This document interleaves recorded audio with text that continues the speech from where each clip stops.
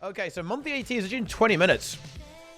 So let's talk about monthly AT. I mean, we're going to be talking about monthly AT during it, obviously, but let's kind of have a bit of the preamble for monthly AT. It's actually going to be, I think this AT is actually quite spicy, right? Because you do have the Lakers. Now, the Lakers will be full force, but I would say, like, the main, well, that's not quite right. There are a few other main contenders, right? Like, we have, of course, the Master of Disaster, right? And that's going to be Misha, Zan, right? I actually, who is in that team? I thought Dra was playing with them, actually, but I guess not. I think it's like Sage Splitter and some other people as well are going to be going with the Zan and Misha Master of Disaster team, okay? Those are some big gamers, right? So that's a pretty strong team. Then you got your Pain team as well. Obviously, Pain will be playing with some high-level gamers. So that's also another threat there. Oh, yeah, of course, it's Fly. Yeah, Fly. Yeah, that's actually a really good team. Yeah, of course. Yeah. Flying Gauntlet. Yeah, that is a very strong team, actually. That could...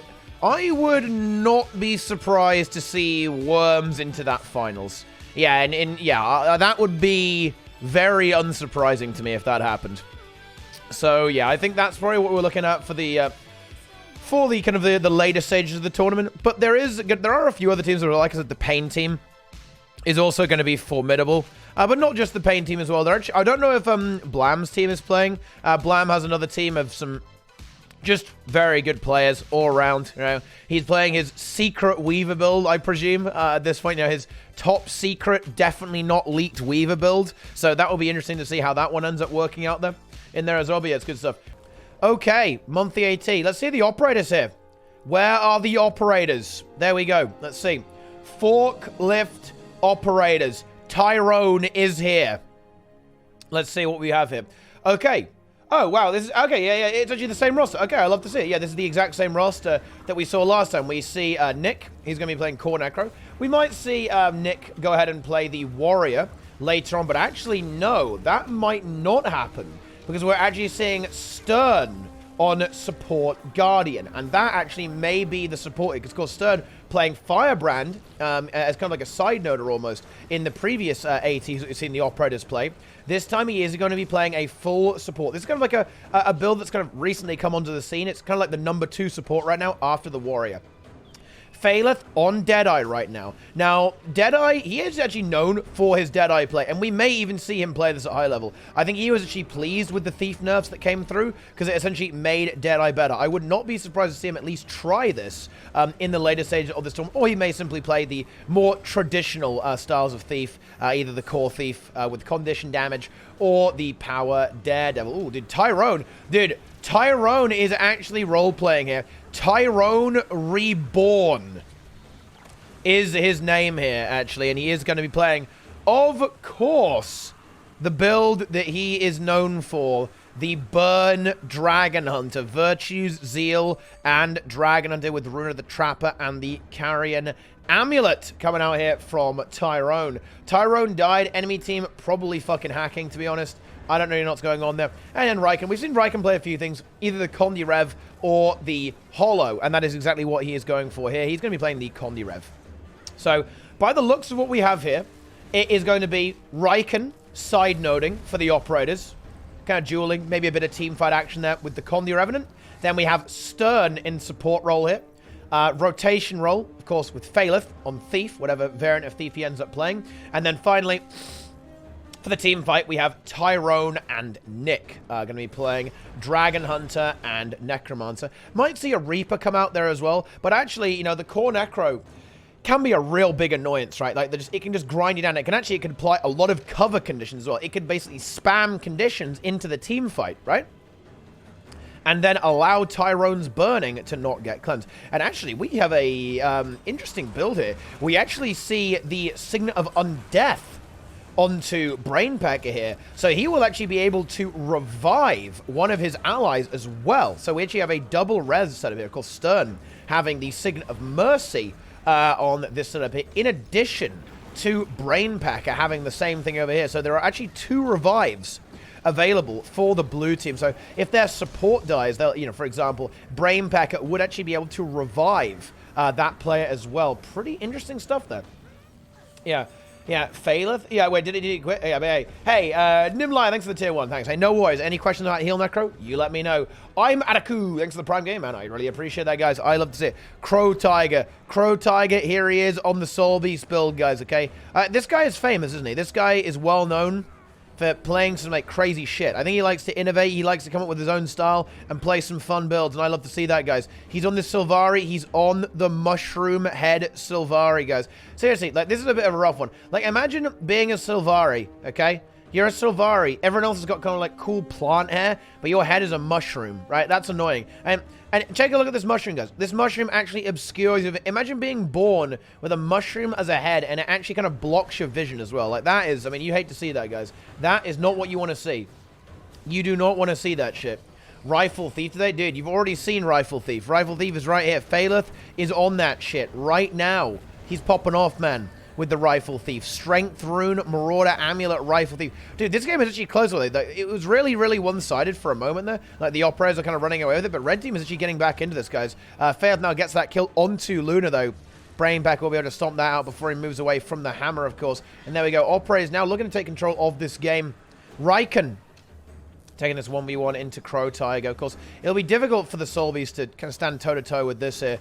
I think, you know, just the consistent condition pressure is going to be a massive annoyance here for the Soul Beast. But you know what? We'll see how it goes. And you got to bear in mind, there's a lot of condition cleanser for Crow Tiger, because he's actually is he playing Stance Share as well? Dude, he is. Holy shit, guys. Bear Stance is actually going to remove 12 condies from him over 6 seconds that then heal him for 600 for every condition removed. That's fucking fat, guys. However, he might be about to meet his end anyway, and yes, he is. The conditions are too much from Raikön. Raikön secures that kill quite nicely there. Meanwhile, over here, we have Stern and Brainpack in a 2v3. They're going to disengage that Tyrone moving towards middle. Going for the hammer, in fact.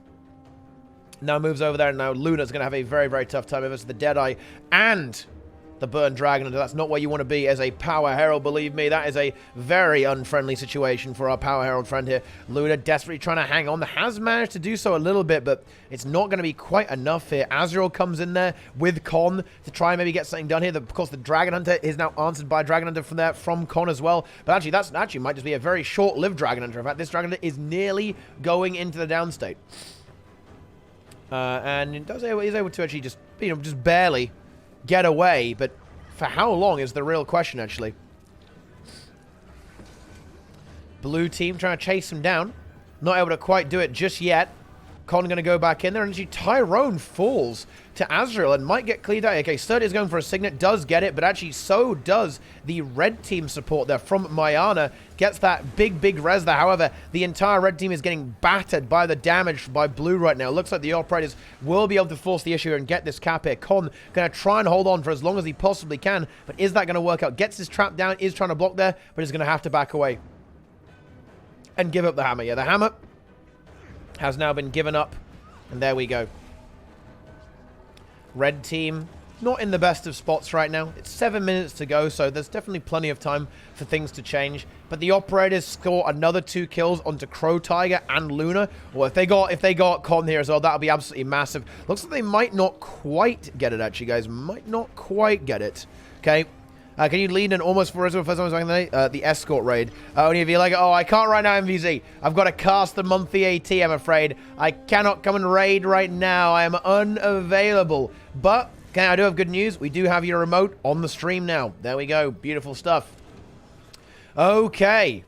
Blue team slowly getting control of this game now. Yeah, there we go. We actually might see a triple cap here coming out here from the blue team as Con is taken out there by Tyrone. Meanwhile, we actually see Stern locking down middle and Raikön taking care of this. He's waiting for that respawn. Crow Tiger will probably come back and try and push into that 1v1 yet again. But now the map might just be locked down here for the blue team. The operators might have just kind of got sufficient momentum that they can't really be stopped anymore. Okay, we see a very, very rock-solid hold on the map here.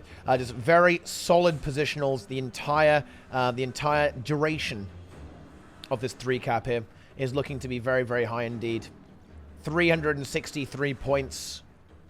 And no sign of that slowing down anytime soon. Stern is taking a bit of a beating here, but he does have renewed focus, so he will be able to reset himself a little bit and go around again. Ooh, God, he is taking very heavy pressure. That poison really reducing the healing he's getting there from altruistic healing, reducing the amount of sustain that he is able to bring to the table. He's really trying to hold on to this. Like, they're playing for this node. They want to just really just bring this home. They want to end this game now. Hold on to mid for as long as possible. He's going to have to yield it now. Is going to back off now. Gets a good heal there with Wash the Light Away. New skill name there for that skill. Ooh, falling damage. Brutal there. Absolutely big, brutal damage there from that. Dude, those conditions coming out of nowhere. And I think we all might see Stern go down here. However, the Signet, dude. Signet of Undeath actually paying off. Is it really going to pay off, though? Is Stern actually going to be able to get away there? But yeah, very nice Signet there from Brainpacker, showing that Signet of Undeath can have some value. Actually, this might turn the fight. Lich now available here for Brainpacker. Is he going to find anything, though? It looks like he won't be able to find anything. Con putting up the projectile destruction there, shutting down that Lich damage. But the Operators have absolutely won this game. So that was a nice Dragon Hunter pull there, and will allow the node to be maybe a little bit more capped on mid, but actually doesn't do that either. And we actually might see Azrael go down here. Does he have Shroud? He does not have it in time. And that is going to be the end of that. We see another kill there. 2 kills there with Fail securing that kill onto Con. And that is going to put the game to the end. When people play that build, doesn't heal more, the heal breaker, or survive longer. The reason people play it is because of stability. Like, it is very tanky actually as well. Like with altruistic healing, you know, it does go for a long amount of time, but it does bring some other things to the table, right? In particular, it has very nice stability uptime, which, you know, is pretty fucking good in the meta right now, okay? The meta right now, there's quite a lot of CC. Stability can help you deal with that, and that is an advantage. Lithuanian Mafia? Ah, I see. Okay, let's see. Where are they? Where are they? Where is the Lithuania? Ah, there we go. Okay. Oh, actually, they're not done yet. Okay, let's actually hop on there and just check out the team roster. We can have a look what's going on here. Here we go. Ah, yeah, here we are. So, we have Zan. Okay. Some say he is the most powerful simpleton in the Guild Wars 2 community. Misha, the master of disaster. My character model limit is too low. There we go. Now it's medium. On support warrior here. Fly. Win trading. He's open about it. He admits it. He win trades. On Thief. Gornet. Condi Rev. Something he plays a lot as well, actually, in addition to his Necromancer. And then Sage Splitter. On Scrapper, in fact. So we're going to be playing kind of more like a duelist style build. And I think that's quite likely. He's been playing that a lot, actually. He's been playing the Scrap build in a lot of AT, so it is very likely. Yes, this is monthly AT, Mella. Monthly AT gaming is happening. So we'll take a look at that. Where are the worms? Where are the worms? They must be at the top. Oh, wait. What? Oh, there we go. They're in GF left me because of the yeah, the worms. I don't actually know who this team is, to be honest. Like, I do apologize. GF left me because of leaderboard. But, yeah, I mean, they probably will go quite well for the worms. Okay, let's have a look at this Chinsu team, then. Yep. Let's take a look. So, oh, guys, look at these other worms. New name for Tenebrae and Flash. Traitor Worms. They have joined. It could be worm on worm action later on, guys. Worm on worm. That sounds a little bit, you know, a little bit spicy.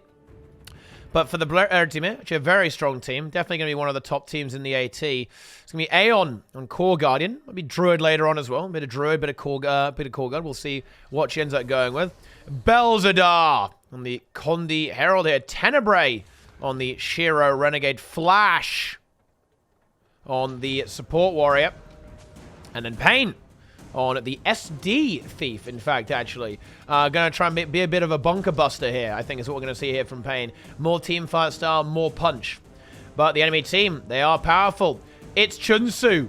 It's Azadome on the Burn Dragon Hunter instead of his usual Thief, actually. It's a no Thief style here from the blue team, because it is a small map, so they can maybe make that work.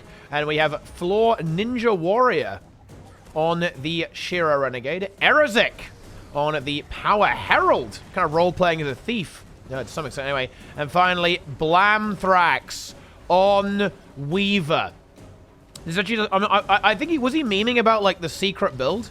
Because this looks like, okay, guys, Like, I'm not fucking around here, but isn't this like the exact same build that Blam always plays on Weaver? Or am I wrong there? And to be fair, Blam hasn't been playing for a while, so I don't know for sure, but I feel like this is like the exact this is the same build, right? This is like this is Blam Weaver, right? Twist of Fate, Stone Resonance, Primordial Stance. That's what he typically goes for. Show Amulet and Rune. I mean, look, we're not gonna leak the Rune, guys. We're not gonna leak the Rune just yet. I'll leave the queue. Fuck that shit. Anyway, red team taking the upper hand here, guys. Taking the upper hand so far, securing their own node. Can blue team do the same? Now, Azram will be here, applying massive pressure. That will be a problem here for Bellstar and Pain. They might not be able to hold off against the massive AoE burning of the Dragon Hunter, but with Pain coming in here, they are doing a good job of shoving that way, and Chunsu is actually getting driven away to middle as well. That is going to leave this Dragon Hunter a little bit alone. Blam now comes back into the mix there. We'll be able to keep holding this node, but red team's already got 36 free points just by holding that node, and blue team needs a cap. They've got to find a cap here. Flash and Aeon, I mean, yeah, on mid, it's going to be so hard to dislodge them. Like, they're very, very tanky. The Renegade will not be bringing enough pain, enough damage here to really break through that. Like, a Warrior and the Guardian, no way they're going to get through that. Like, is there enough damage here from the red team? Like, this 2v2 should be good here for Blam and Asnome. They should eventually be able to get this cap. Yeah, Pain knows it, I think. Like, he's probably thinking about leaving. I don't think he can really stay in this fight for that much longer. Oh, wow, he's going for it, actually. They want to get that kill onto Asnome. They nearly have it. They nearly find him. The healing is good, though, but he actually might go down. Yeah, Pain actually finds that kill just in the time. I don't think he would have been able to hold on for much longer, but they actually do get that kill, and choking gas should probably guarantee that cleave, I think. Blam can't hold it. No, Blam might die here as well, and that will be a very narrowly won 2v2 there for the red team. That actually might be 2 nodes now in possession there, but no, we do see the decap after 66 points of grinding there. Floor now moving in to try and deal with that, maybe try and spread this up here with Erzik. That could be a kill onto Aeon. Flash is here. Is he going to make it in time to support the Guardian? Let's find out. Yes, he is. There we go, and Aeon gets her heal skill off as well. That is exactly where she wants to be. Able to sustain quite nicely, and has her elite skill back to Erzik in a bit of trouble, actually. Not really looking the healthiest thing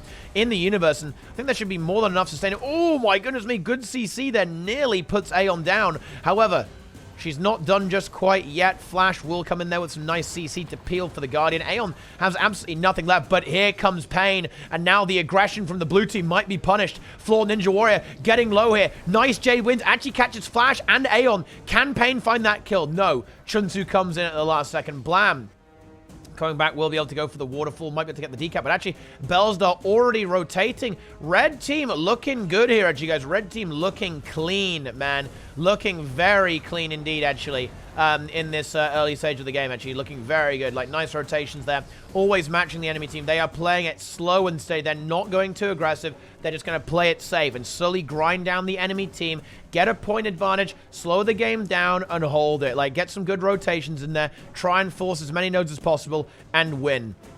And that's exactly what we see here from Red. Pain is going to go for a kill here onto Floor Ninja Warrior. Is he going to find it all? Not quite. Azadome puts the shield up at the last second, denying the damage there from Tenebrae. And, of course, getting some good healing skill there coming through there from the Renegade as well. So mid is going to be pretty stale for a little while. Like, what's going on over here? Blam actually having a bit of trouble in this 1v1 versus Bellstar. Has applied a good amount of pressure there to Bellstar as well, but forced to use the heal skill. And he doesn't really have many of his good cooldowns left over there. Only 2 stance charges left. So Bellstar kind of having a good time there, and actually we do, and I'll see the Renegade there from the blue team go down there. Aslam, not a support Guardian, will not be able to revive that, and if 2 nodes fell into the possession of red team, that could be an unmitigated disaster for blue if red got 2 of those.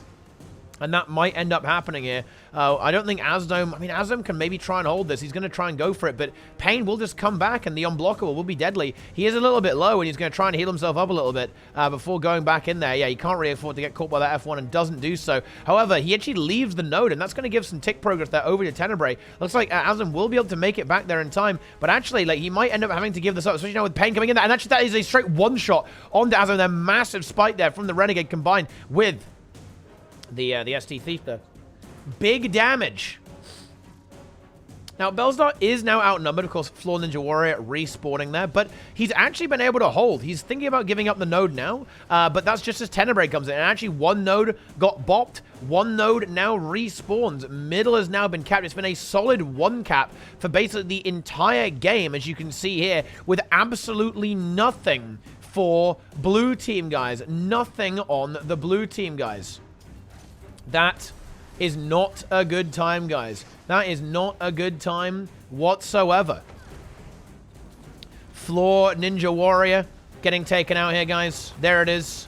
He has now been defeated. He has been purged into oblivion, guys. There it is. Erazik looking for a kill onto Aeon. Probably not going to find it, though. Yeah, renewed focus comes through. There it is. Support from Flash is good. I like it, guys. There it is. Oh yeah. Look, I mean, don't worry, guys. I'll show the build later on, but they don't need to do it right now, I guess. I mean, there's no need. I mean, like, you don't even need to show the builds. Like most of the builds here, like everyone already knows how it works, right? Like, they're running like the exact like fucking meta builds. There's not gonna be any variety here. Like, just Blam just asked me not to show the build. I think that's fair enough, right? Like, yeah, I mean, it's not like it's really fucking helping, is it, Texby, okay? Right? You know what I mean? It's not really helping that much, right? It's not super helpful. I'm not gonna lie. It's not working out super well for them. Like, maybe if it was a bit more of a close game, then that would be relevant. But I have to say, it's not looking so hot for poor old Blue right now. Like, Blue having a bit of a battering here, guys. Okay, I'm not sure how strong Weaver is, but yeah, there it is. Are they going to get a node here? They're going to go for it, but honestly, with Flash and Aeon here, I don't think they really can. I mean, Pain and Tenebrae holding down mid pretty effectively here. Bellstar once again dueling into Blam. He's a little bit behind. I think he was outnumbered briefly before the blue team rotated away, but I mean, this is not looking good. This is not looking good at all. For the blue team, I fear they are essentially defeated. I mean, even if they start to make a comeback, like, it's a pretty slow game. So they don't really have enough time for a comeback. They kind of need like a triple cap and then hold that for basically the rest of the game in order to win from this stage. And looks like they are finally going to manage to get a kill onto Flash. Chunsu going for the stomp. Doesn't actually get it. And Aeon and Pain, oh my god, oh, that was disgusting. That was dirty, man. That was dirty, dude. They actually get the res onto Flash, and yeah, with his heal skill popping off there, I don't think he's going to die anytime soon. Yeah, his shouts are coming back off cooldown now. He has banner available. I don't think blue team can break through here. In fact, I know they can't break through. They get a great stun there. Good Jade wins there onto Flash. It's definitely juicy, but actually, Floor Ninja Warrior getting dangerously low here. This could be a serious situation here for the blue team. Do they have a banner of their own? They do, and Chunsu was thinking about precasting it there. Just really worried about that Renegade going into the downside there. But yeah, blue team really on the ropes now. 300 points, in so much trouble right now. There it is, guys. Floor Ninja Warrior, it looks like they are going to fall into the downside there. Chunsu going to go for a res, but no, Battle Standard stomps out and ends it. There it is. So another victory here for the red team. Of course, there will be a respawn coming on through fairly soon, but I think this is going to be the end of that, guys. Blam goes for the reset there. Might actually just basically go an AFK now at this point, because I don't think there's any real hope at this stage in this game for the blue team. It is going to be game over, I'm afraid. I'm gonna have this mince pie, guys. Mince pie time. Yeah, made a meal out of that. Yeah. Yeah. What you got going on? This game is fucked. Yeah. That was a rough one, man. That was a rough game. Right. Oh. Interesting. Okay. So, Made in Boone. Battle Sam going into the downside, but Made in Boone a good amount ahead right now. Wide Peepo Gape of Dome. Is he Kondirev? Yeah, he's Kondirev. We have Toby on the Bird Dragon Hunter. Nace on the Shiro Renegade. And Lizzie on the DP Thief. Okay, now, not having a Thief, guys, it can be bad. Maybe that was the downfall. Not that, the Weaver build wasn't enough, guys. You need to have the Omega Thief build there as well, guys, in order to really synergize with the Weaver. But yeah, Maiden Boone should have this one in the bag. Losing Sam kind of sucks, and they do lose their Dragon Hunter as well. But they have a very significant lead and a map advantage right now. Liza just doing his best just to hold on here. Hold on to that node until Wide Peepo Gape is here to actually stand on that point too. Are they going to be able to hold mid as well? Yeah, they have Sam and Nace. I think they can actually hold this until the game is over. I mean, like, dying on point is a pretty solid strategy right now for the red team. They're going to obviously try not to die, and it will be difficult to do in a 1v3 situation there for Sam. Not really getting any, not much peel there from Nace now. Does now get a taunt there, and that should help Sam stay alive. But I think they can just kind of hold this one out. They should just be able to hold as best as they can. They just need another 10 seconds, pretty much, just to see if they can get away. Or rather, 20 seconds to finish the game. That has now increased to 40 seconds, or rather 30 seconds in this case. But they should be able to do that. Sam does get liched to death, so I think this game will actually not end. The decap is going to come through, so it is not over. Nace dies now as well, but it is 10 points to victory for red. So even one kill will essentially end the game in favor of the red team there. But yeah, a very clutch decap there. And this actually might end up in a 3-cap. It is going to be a 3-cap, so this is not over, guys. This is absolutely not over. Yeah. Not even close, okay, to over yet. So now, we do see a comeback coming right through for the Quarantine Crusaders. Now, of course, they have to essentially play perfectly, right? Now, don't get me wrong, right? They can't lose even one fight. They can't even lose one player, or even really yield a decap.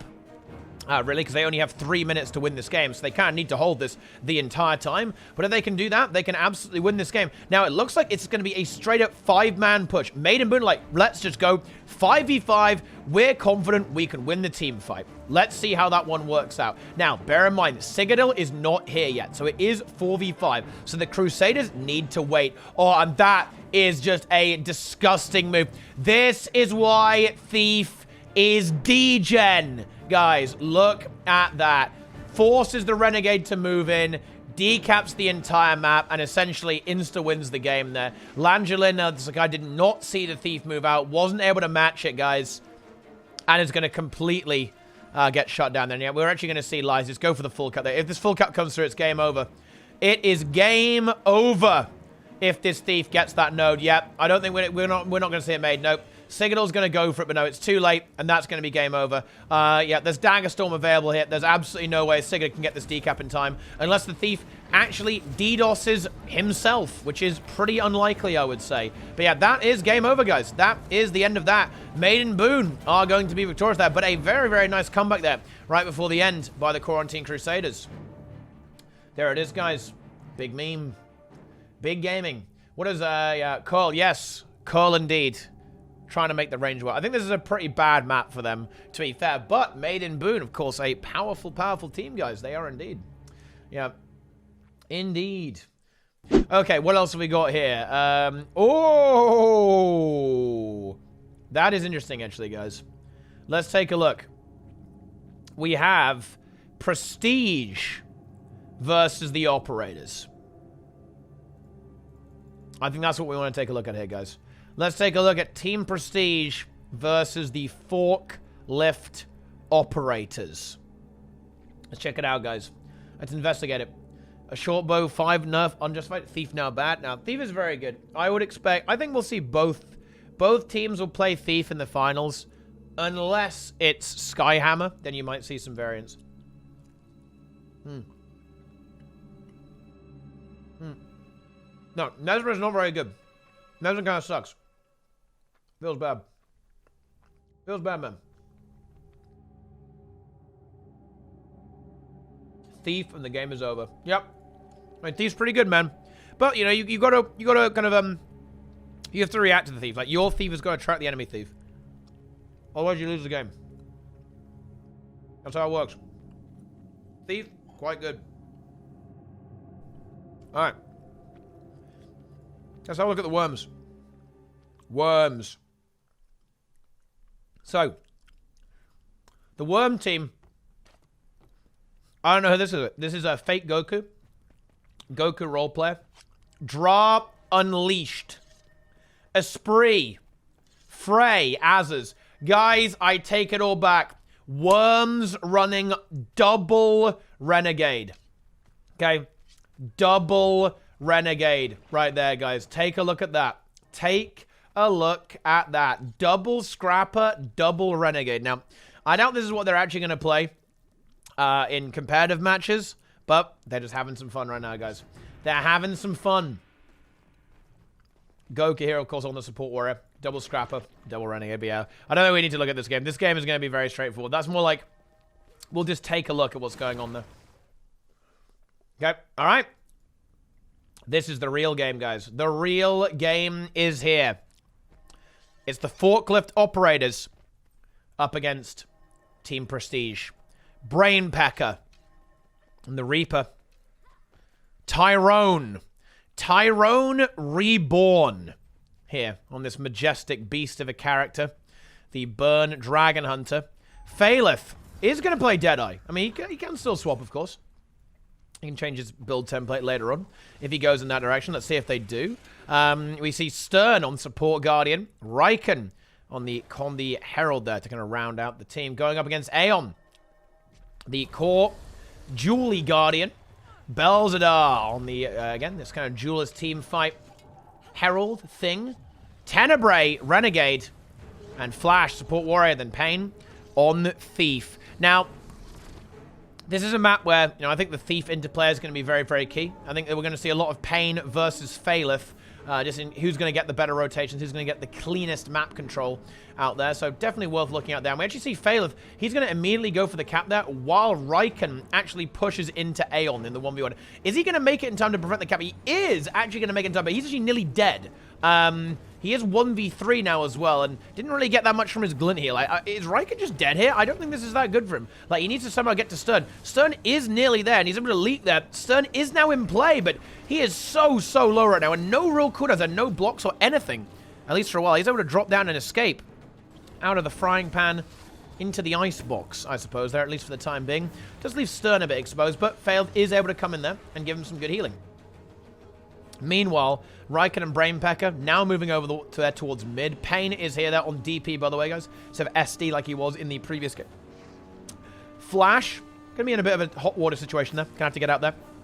The Deadeye actually applying a good amount of damage there. And I think Deadeye is something to watch here. Like, how will this perform? And the Operators now have the 2-cap, in fact, actually. They have now secured the middle node.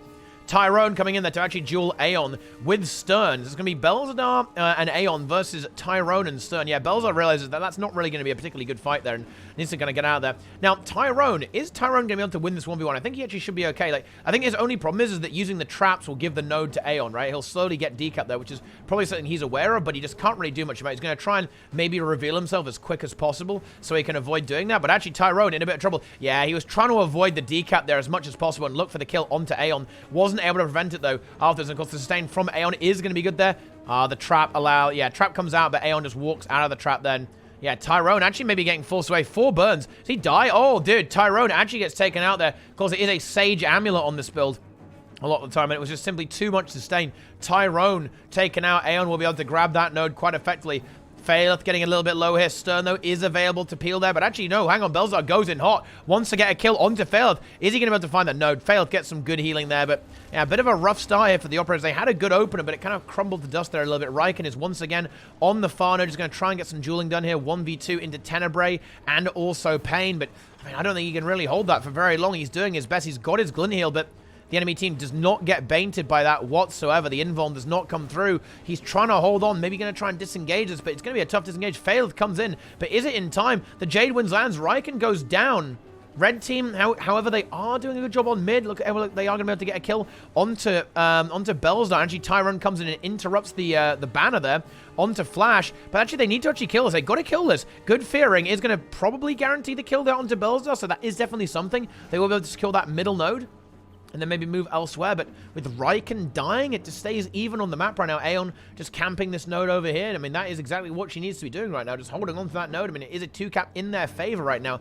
Phaleth maybe trying to actually do some, like, really weird 1v2 funky shit, but that didn't really work out. I mean, he's dead now. He's dead, guys, right? It's over. It is a rough one there, guys. It's not good. Tenebrae now going to finish off Phaleth.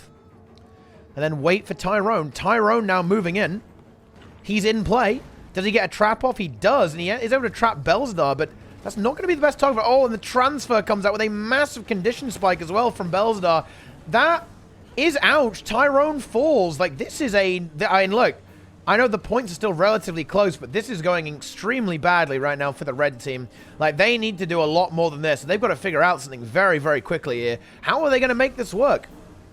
Riken in this 1v2 situation here with Phaleth into Aeon. Aeon not actually dying, but Yeah, she might have a really tough time surviving then. Yeah, it's going to go down there. Of course, it is SD and rifle. Oh, Pain comes in, though. Do they know Pain's here? Oh, I think... Oh, right. Oh, my God. He did actually on stealth, but Riken didn't see. Oh, no.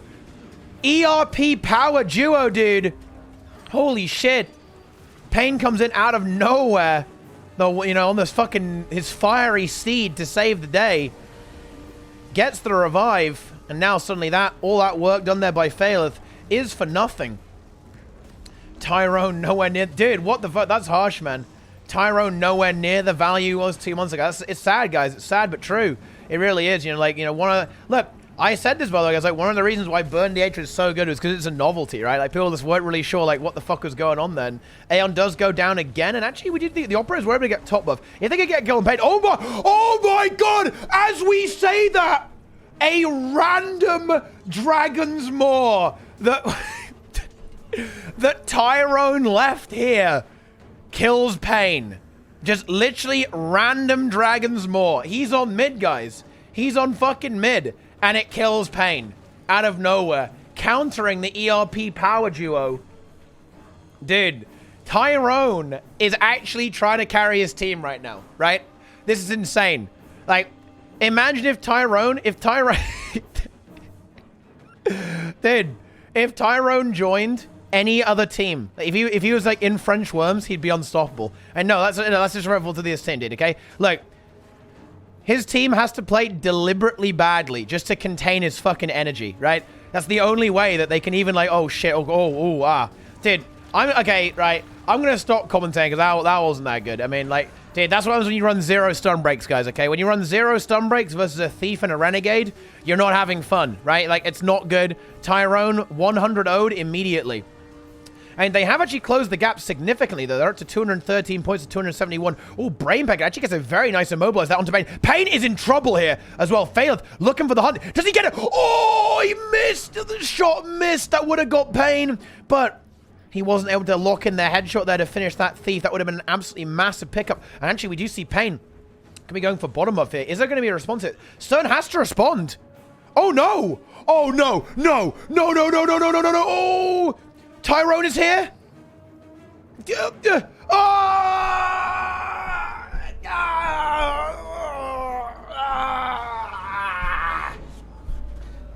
Oh, that isn't good. Oh, that's very bad. The red team, they forgot about tranquility. I mean, it happens, guys. It does. It does indeed happen to the best of us, right? It's, that's unfortunate. That is very, very unfortunate indeed. Aeon gonna be able to hold on to this. So it actually did get Deke out there. You know, was maybe not present there. We see does arrive in time to keep it nice against them. Oh, and Pain comes in there to try and take out Faileth. Will be able to do so, I think. Yeah, I think he's gonna die to Condis. Oh, I was gonna say that would be ridiculous. If he survived that, that would be silly. However, the signet comes through. Good signet from CERN, but the operators have got to break this chokehold here. They're triple cut right now, thanks to tranquility. Like, that is an absolute nightmare. They're looking like they might be able to find a kill onto Flash, and I think they will. Yeah, they do. Tenebrae will not be able to revive that, no way in hell, even with the Essence of Pain. And maybe if a full wipe happens here, red team can get back into this, but it's not going to be easy. Yeah, Tenebrae does get taken out, which is absolutely huge. Oh, is he going to go for a banner there? Wait, did he actually use that banner? Wait, oh, Flash, I think, dude, Flash is actually fucking drunk right now. He tried to revive a dead body there with Vengeance, so now he uses Vengeance, and he wastes his banner. Maybe that's not that good, but you know what? That's okay, because they are very, very far in the lead indeed. Aeon and Pain trying to take out Riken. If Faileth comes in, and they're looking for a kill onto Aeon. Aeon very, very low here indeed. Pain wriggling away a little bit. Might end up going down there. Actually, yeah, Pain is going to die here, I think. He's got 4 taunt and 2 poisons. He dies. Maybe if Aeon dies as well, this could be something doing here. They need to see if they can find that kill on Aeon. I want to see them push for the Aeon kill, I think. They want to make sure that this node is capped red immediately. ASAP. Aeon goes for revive, will not get it. If she dies here, things can get interesting here for the Forklift operators, I think. She is low, has no renewed focus, does have a few cooldowns left over. Dude, she goes back in. Holy shit. Dude, Aeon has no chill whatsoever. Yeah, fair enough.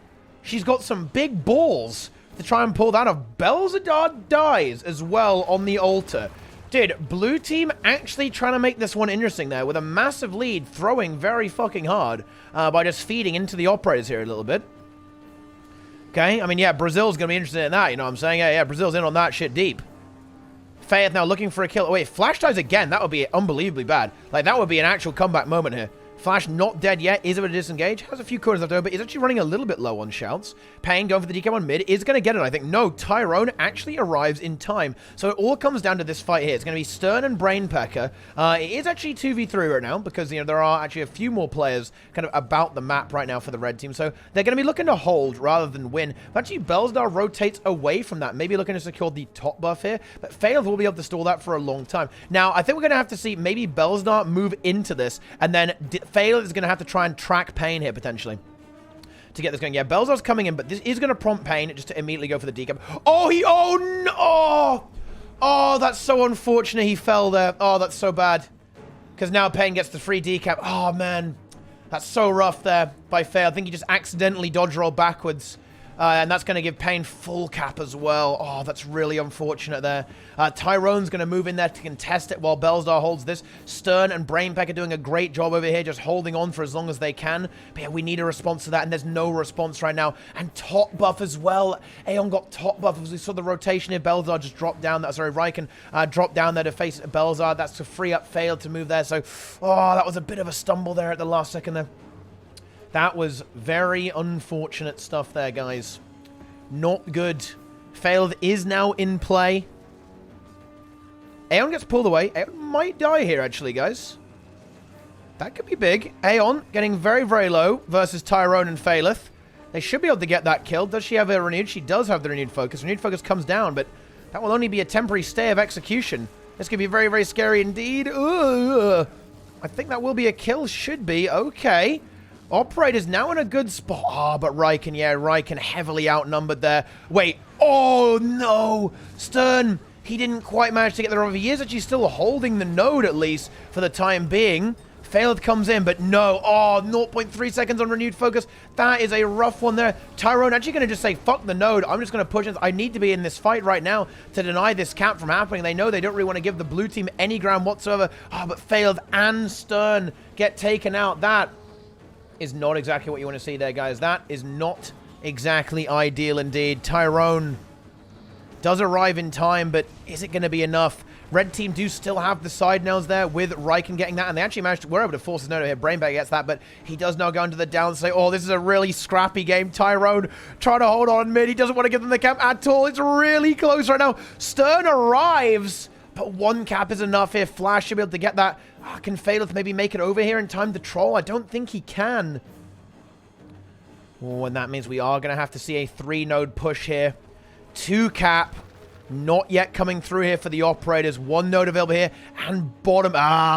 Bottom buff is going to bite red team in the ass here. Because they will need to play all 3 nodes. But they also need to play the buff. And the buff is up very, very soon. Tyrone's coming for it, though, actually.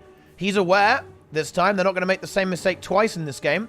Riken is actually going to be the choice to go for that that duel there. Top buff. Oh, top buff could be very juicy. Is there any way that Faileth could steal this? No, I don't think he can. He can't steal that. Pain gets the decap over there as well. And yeah, I think the writing's on the wall. Like, blue team, they still have this altar here. Flash will be able to hold into the Reaper for a good amount of time at the very least. So, sorry, the Cornacker rather. He'll be able to hold there at least for a while. Maybe if Brainbag gets some really good fear chains, this could be juicy. And now with Pain getting that full count, that's going to be big. A few extra points, of course. Tyrone will be able to neutralize that almost instantaneously, but there's still one there. Tenebrae does die. That is big, because now Failed can maybe go for a top buff play, but no. Pain is that into... Actually, Failed's in trouble here. He needs to be careful there, because that Thief can definitely take him out quickly. Pain going to go for top buff here. However, is this decap... Yeah, Pain can't. He now realizes that this decap is all that matters, and I don't think there's time. With Pain here now, is Daggerstorm available? Yes, it is. That's just a few free seconds there of contesting that node. Just 4 points left in this game. Pain might go down, but Flash certainly won't, and that will end the game. Oh, man, the operators, dude. Oh. Dude, that is a tough fucking meme, dude, okay? That is a tough one. There, very close game there between the Forklift operators and Team Prestige. That bottom buff, dude, that, oh, look at that. That was pretty rough. That was a rough moment in that game indeed. A good comeback kind kind of towards the mid-game and end-game there, but not quite enough for the operators. But you know what, guys? They'll be ready to go again. You know, the operators, they aren't done yet. They will have plenty more chances to prove themselves. There it is, guys. Okay, Coliseum is here, guys. Simps rise up.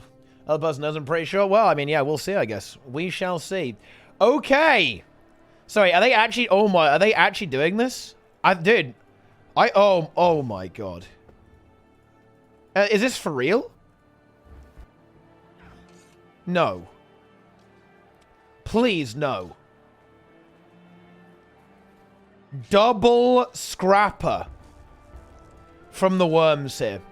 Draw and a spree on Julie Resi Scrapper. Frey and Azaz. Double Renegade.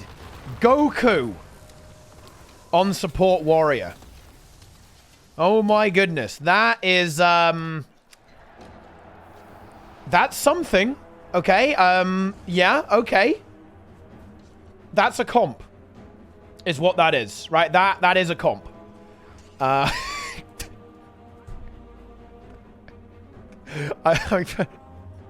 What the fuck? Okay, right, well, anyway, they're going up against the team we saw last time prevail against the operators. Aeon on the Core Guardian. Slayer of Talbar. Belzadar. And the Rabid Duelist Condirev. Tenebrae on the Renegade. Flash on the Support Warrior. And Pain on the Thief. Red team already grabbing the middle node, actually. So basically the worms completely ignoring that, looking to just completely secure the sides. Now, the thing is there is no Thief for the blue team, so they are going to have a significantly harder time in rotating around the map. And just in general, they are quite... I mean, Scrapper kind of a bit of mobility. They have a lot of super speed uptime, so they can be actually quite fast. But moving, they don't really have any like teleports or anything like that. And of course, this does mean that Pain is pretty much going to have complete free reign over the buffs. Like, there's no real answer to Pain in this game. Like, the worms are just confident they can actually bunker down these nodes sufficiently well that even the Thief, even an SD Thief that we see Pain playing here, rotating around, will not be enough to punch through. So, worms now have one node. They're looking for a second here as well. Spree might get mid. Is he going to find mid? Oh, he is. Okay, Spree finds mid. How about over here? Azaz and Goku in the 2v2 versus Flash and Aeon, though. However, is there going to be a change in play here? Frey and Dra holding this 2v2. Belznar and Pain looking to punch through. Of course, we do now see Spree maybe thinking about leaving. Spree just leave mid, and that does leave mid open there to either Pain or Flash. However, we do now see Dra go down. Can Spree get this revive? Oh my God. The elixir. No. Oh, no. I can't show this, guys. I can't leak this. I cannot show this on stream. This is too much. I don't think we should be showing this, guys. I'm starting to feel a little bit irresponsible. Free res there. Spree. 17% revival pulse that combined with the sneak gyro and the double hand res. Worms immediately back to life. Azaz dueling into Aeon. That should be a duel that Azaz will win unless Pain adds in. He does now come into the mix there. Goku going to support Azaz because he will be taking heavy damage there from that SD Thief. Can the worms maybe wrestle control of the middle node? They might actually lose this cap because I believe it is going to be Dra in a 1v2 versus Belzar and Tenebrae. So yeah, there you go. The worms maybe slightly slowing down on the rotation, but here's the thing. They are ahead. I think that's all they really care about. If they can just stay ahead on the map, they will slowly win the game. I believe that is their game plan here. Aeon gets caught by a stun there as well, but does break out of that. Azaz really pushing for that kill. He wants to see if he can take out that Guardian. Guarantee he gets that node for himself and make an uneven state there on the map. Dra goes down there. Tenebrae and Belzar will be able to stop now. Spree now comes into the mix to contest that, and he is going to try and hold a 1v2.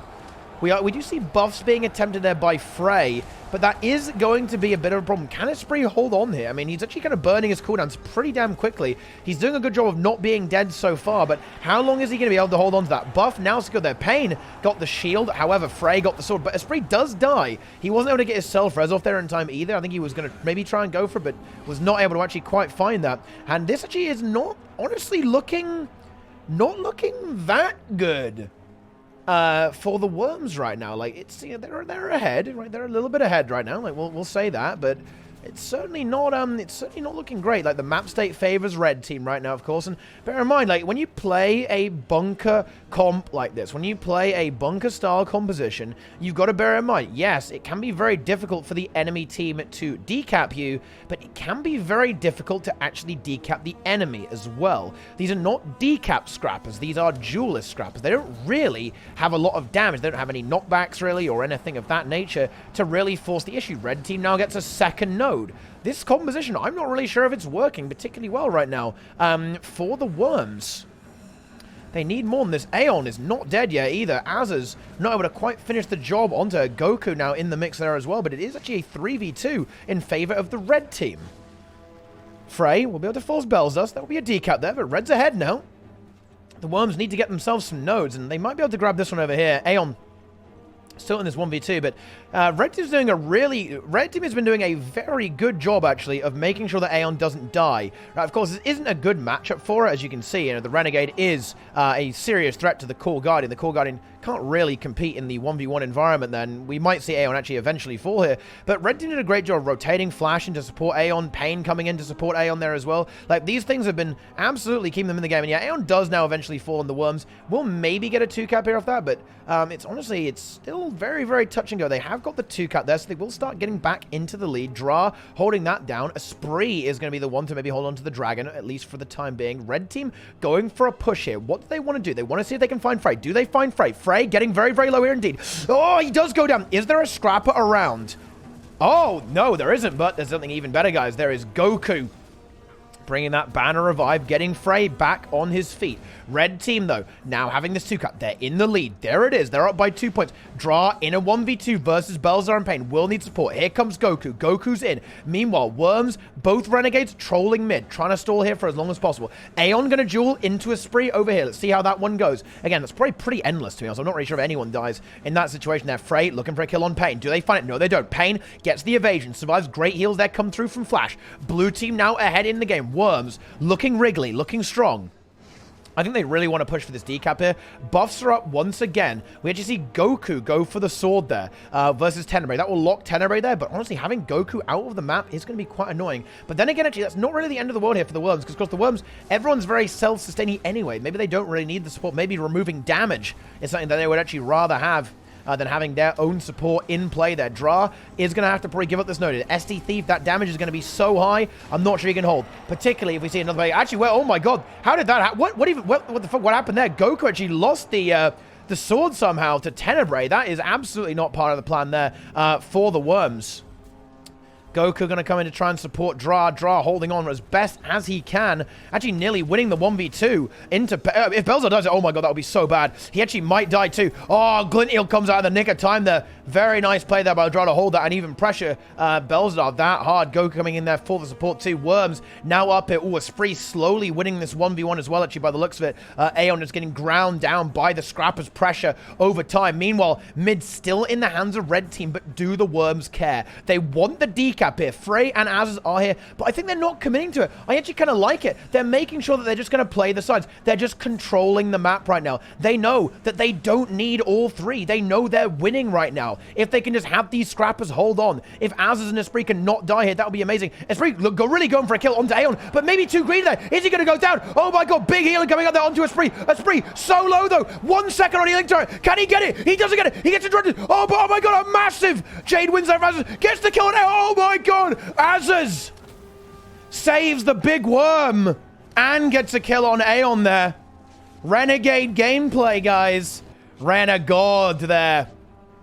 Secures that. A very, very narrow victory there. Esprit on something like 300 health or something in that kind of region, a completely negligible amount. However, we did actually see the Worms lose control of this node. Dra was forced away there as Belzdar, Pain, and Tenebrae came in, but Goku is here to respond with a Renegade to give that damage reduction onto Dra, massively making him insanely durable. Belzdar now in trouble and gets exploded by a double Renegade burst and gets stomped out there by Goku. Oh, wait, did that banner get burned as well? Oh, I think it did. It did get burned. That's really unfortunate there for Flash. It's going to be a powerful cooldown he won't have access to for a long amount of time in this game. Flash trying to hold on as much as possible.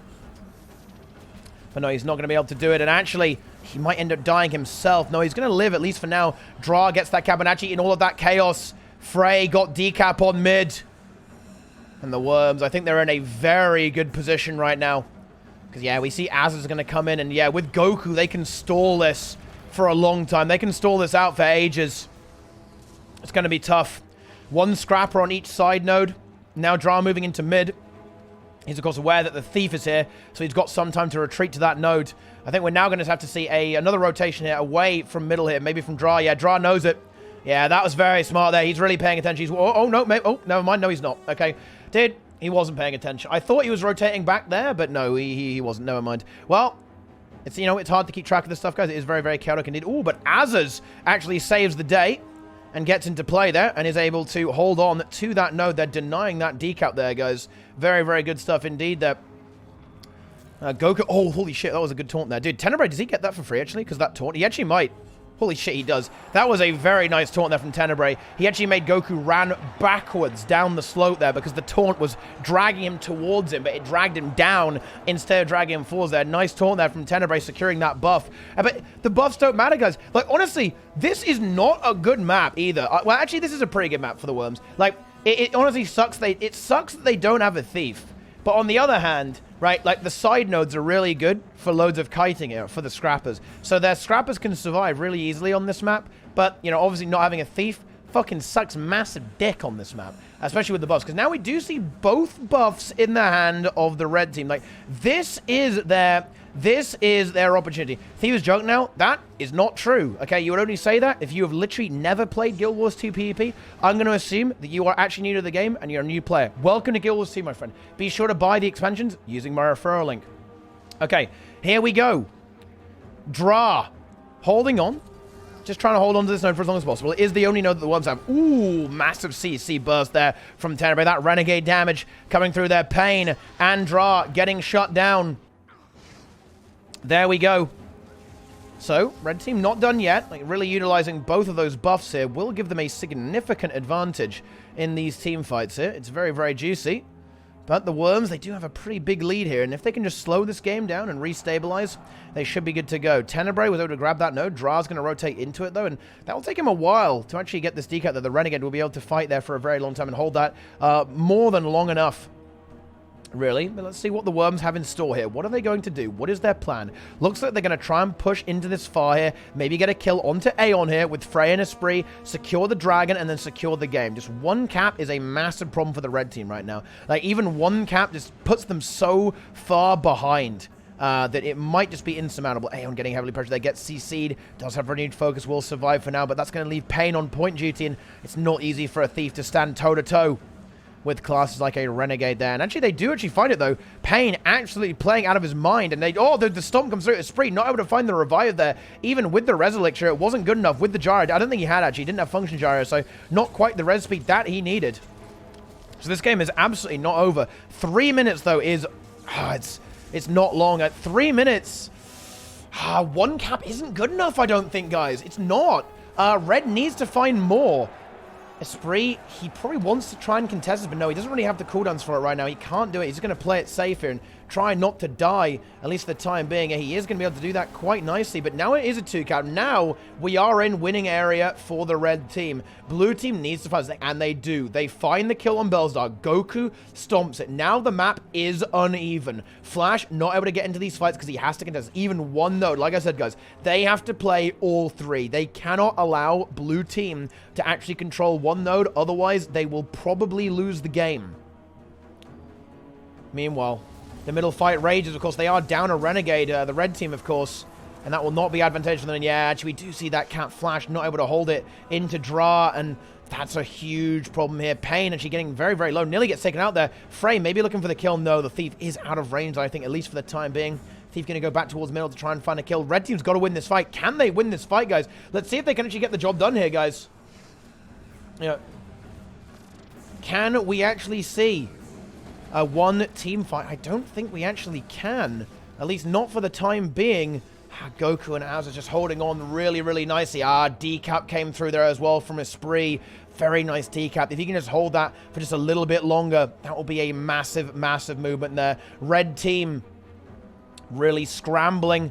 They've only got a minute left. I think winning is almost impossible, even with this single node. Like, red team needs a triple cap at this point, and I don't think that's going to be happening anytime soon. Dra dueling into Aeon here, just holding it down, holding this node down. Pain, he comes in for the decap. Can he find it? SD Thief can break through this Scrapper fairly easily, and he actually might be able to do that. Ooh, okay, hang on. No, it's not enough, though. No, it's not good enough. Like, even if he finds his kill, it's not going to be quite good enough here. Dra, maybe even go for... No, he's actually going to try and survive inside the contest. I think he's going to die anyway. Oh, my God. Wait, 3% health there on Dra. He does live, actually. No, he doesn't. Oh, there we go. Tenebrae comes in and bops him.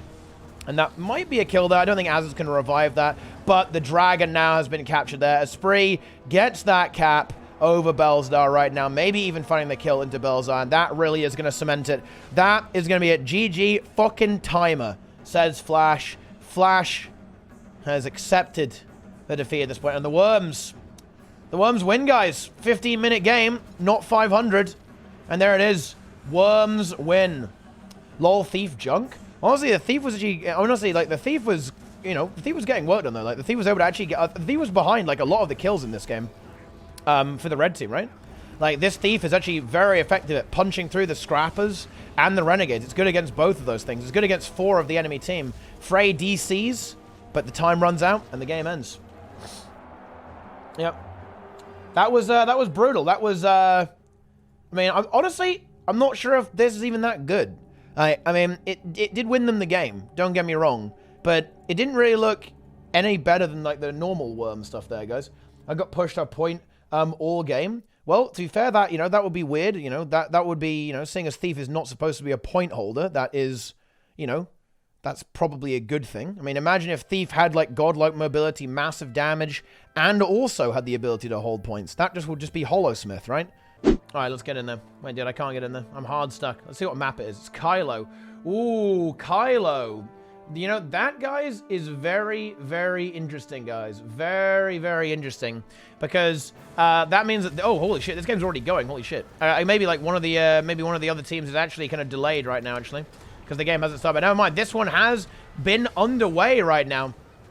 Adelante, Curl, Citadel, Sakaya, and Feifei here. Wait, is Feifei playing Scrapper as well? Dude, like, it's spreading. Guys, it's fucking spreading. Why is it spreading? Why have we got double Scrapper here? They were like, oh, dude, did you see what the Worms played? Let's play that this game. Holy shit. What the fuck? But is it really working, though? Not really working out so far, actually. Tyrone, Brainpacker, Phalith, Stern, and Riken secure the 2-cap. Find a kill onto Adelante, and that might actually lead to a decap here as well here. In addition here, yeah, Riken will probably be able to force Thief away, and that could be very, very bad indeed for the Quarantine Crusaders. Failed coming in there. Oh, gets this actually no-scope pull. That's scary for the Thief. Thief, though, does still have some stealth left over. And red team gets that node, at least for the time being. Tyrone not able to do too much into the Scrapper, at least for the time being. I'm going to go back over towards middle. Curl is in play, but no, the Ranger, the Druid, not going to be able to find much value here, at least for the time being. At least there's no minecart on this map, guys. The minecart is the strictest contract. Dude, Curl is getting pinball, man. Holy shit. He just got destroyed. But then again, that is what happens in a 1v4 situation. Scrapper revive, no way is that going to happen. Actually, that might lead to the death of the Scrapper over here. Overlord trying to get away there. Is able to wriggle away quite nicely. Show the Deadeye build. Oh, yeah, I can indeed show the Deadeye build. There you go. Enjoy. Enjoy the Deadeye build there from Fail. Check that out, guys. Absolutely beautiful stuff there. But so far, the operators, they've had a fairly controlled game, I think, so far. Just, slow and steady. 2 points, home, mid, winning these fights pretty consistently. They're playing very safe. Get another kill there onto Feifei, the Lakers cheerleader, which is working out well. Tyrone is in a very, very rough spot here. Like, perhaps an over-rotation there from the red team back over to close. And if Tyrone dies, that's pretty bad. Tyrone does die. Is Stern going to be there? Stern going for the revive. Might get it. Should get it. There we go. Does now get that revival. And that will now bring that up. They did lose mid because of that. Like, that over-rotation there towards there. But yeah, they're playing super safe here, right? Riken is just camping there. He's worried about the Thief. He trusts his team to win the 4v4 mid because, of course, there is a dead player for the blue team out there right now. And yeah, okay, let's go ahead and have a look at the other game. That's what I'm doing. I would say that the operators they're doing a pretty good job there. The operators are going hard, guys. Let's get in here. So, who's it going to be, guys? Is it the same comp? It is. They are going with the same comp here. Now, I am maybe a little bit surprised there, but they do think that this is the way to go right now with the double Scrapper, double Renegade. Is it going to work, though? Into Zan. Nade Hollow. Here he is, the lad himself. Moda MVP. So he didn't get a reward. Misha, the master of disaster.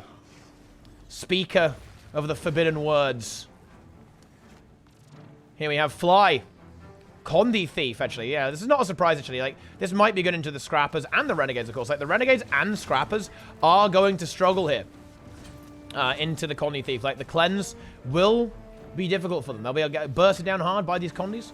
Fly will get value here. Gauntlet, again, on another Condi class here. The Condi Herald should be very potent in these team fights, but also in the 1v1 node holding situations. And we have, finally, Sagebird. Sagebird playing a slightly different variant of the Scrap build, actually. I believe he's going with Elixir U, whereas I don't think we see that here. Yeah, we see Cleanse Gyro, Bulwark Gyro, and Elixir Gun for the Scrappers. On the red team here. So it's not different. So Frey does go down there. Mid is now going to be the main big fight going on for the time being. Let's see how that one goes here. Of course, both teams have a support, and they both have some pretty good team fight classes. Of course, the Renegades and Scrappers, like, the Scrappers, when they actually all come together, are really disgusting. Like, the Scrappers can be very, very scary, guys. Because they can just, like, start cleansing each other, start healing each other. Do you guys know, by the way? Guys, check this out. Do you guys know this, I bet these guys don't know this bug. There's, like, a really weird thing right now. Like, apparently, if you go downstate while you have Bulwark Gyro up, or something like that, basically everyone around you takes, like, 8 times more damage than they should. So, yeah. Guys, a little bit of a tip here to the gamers right here.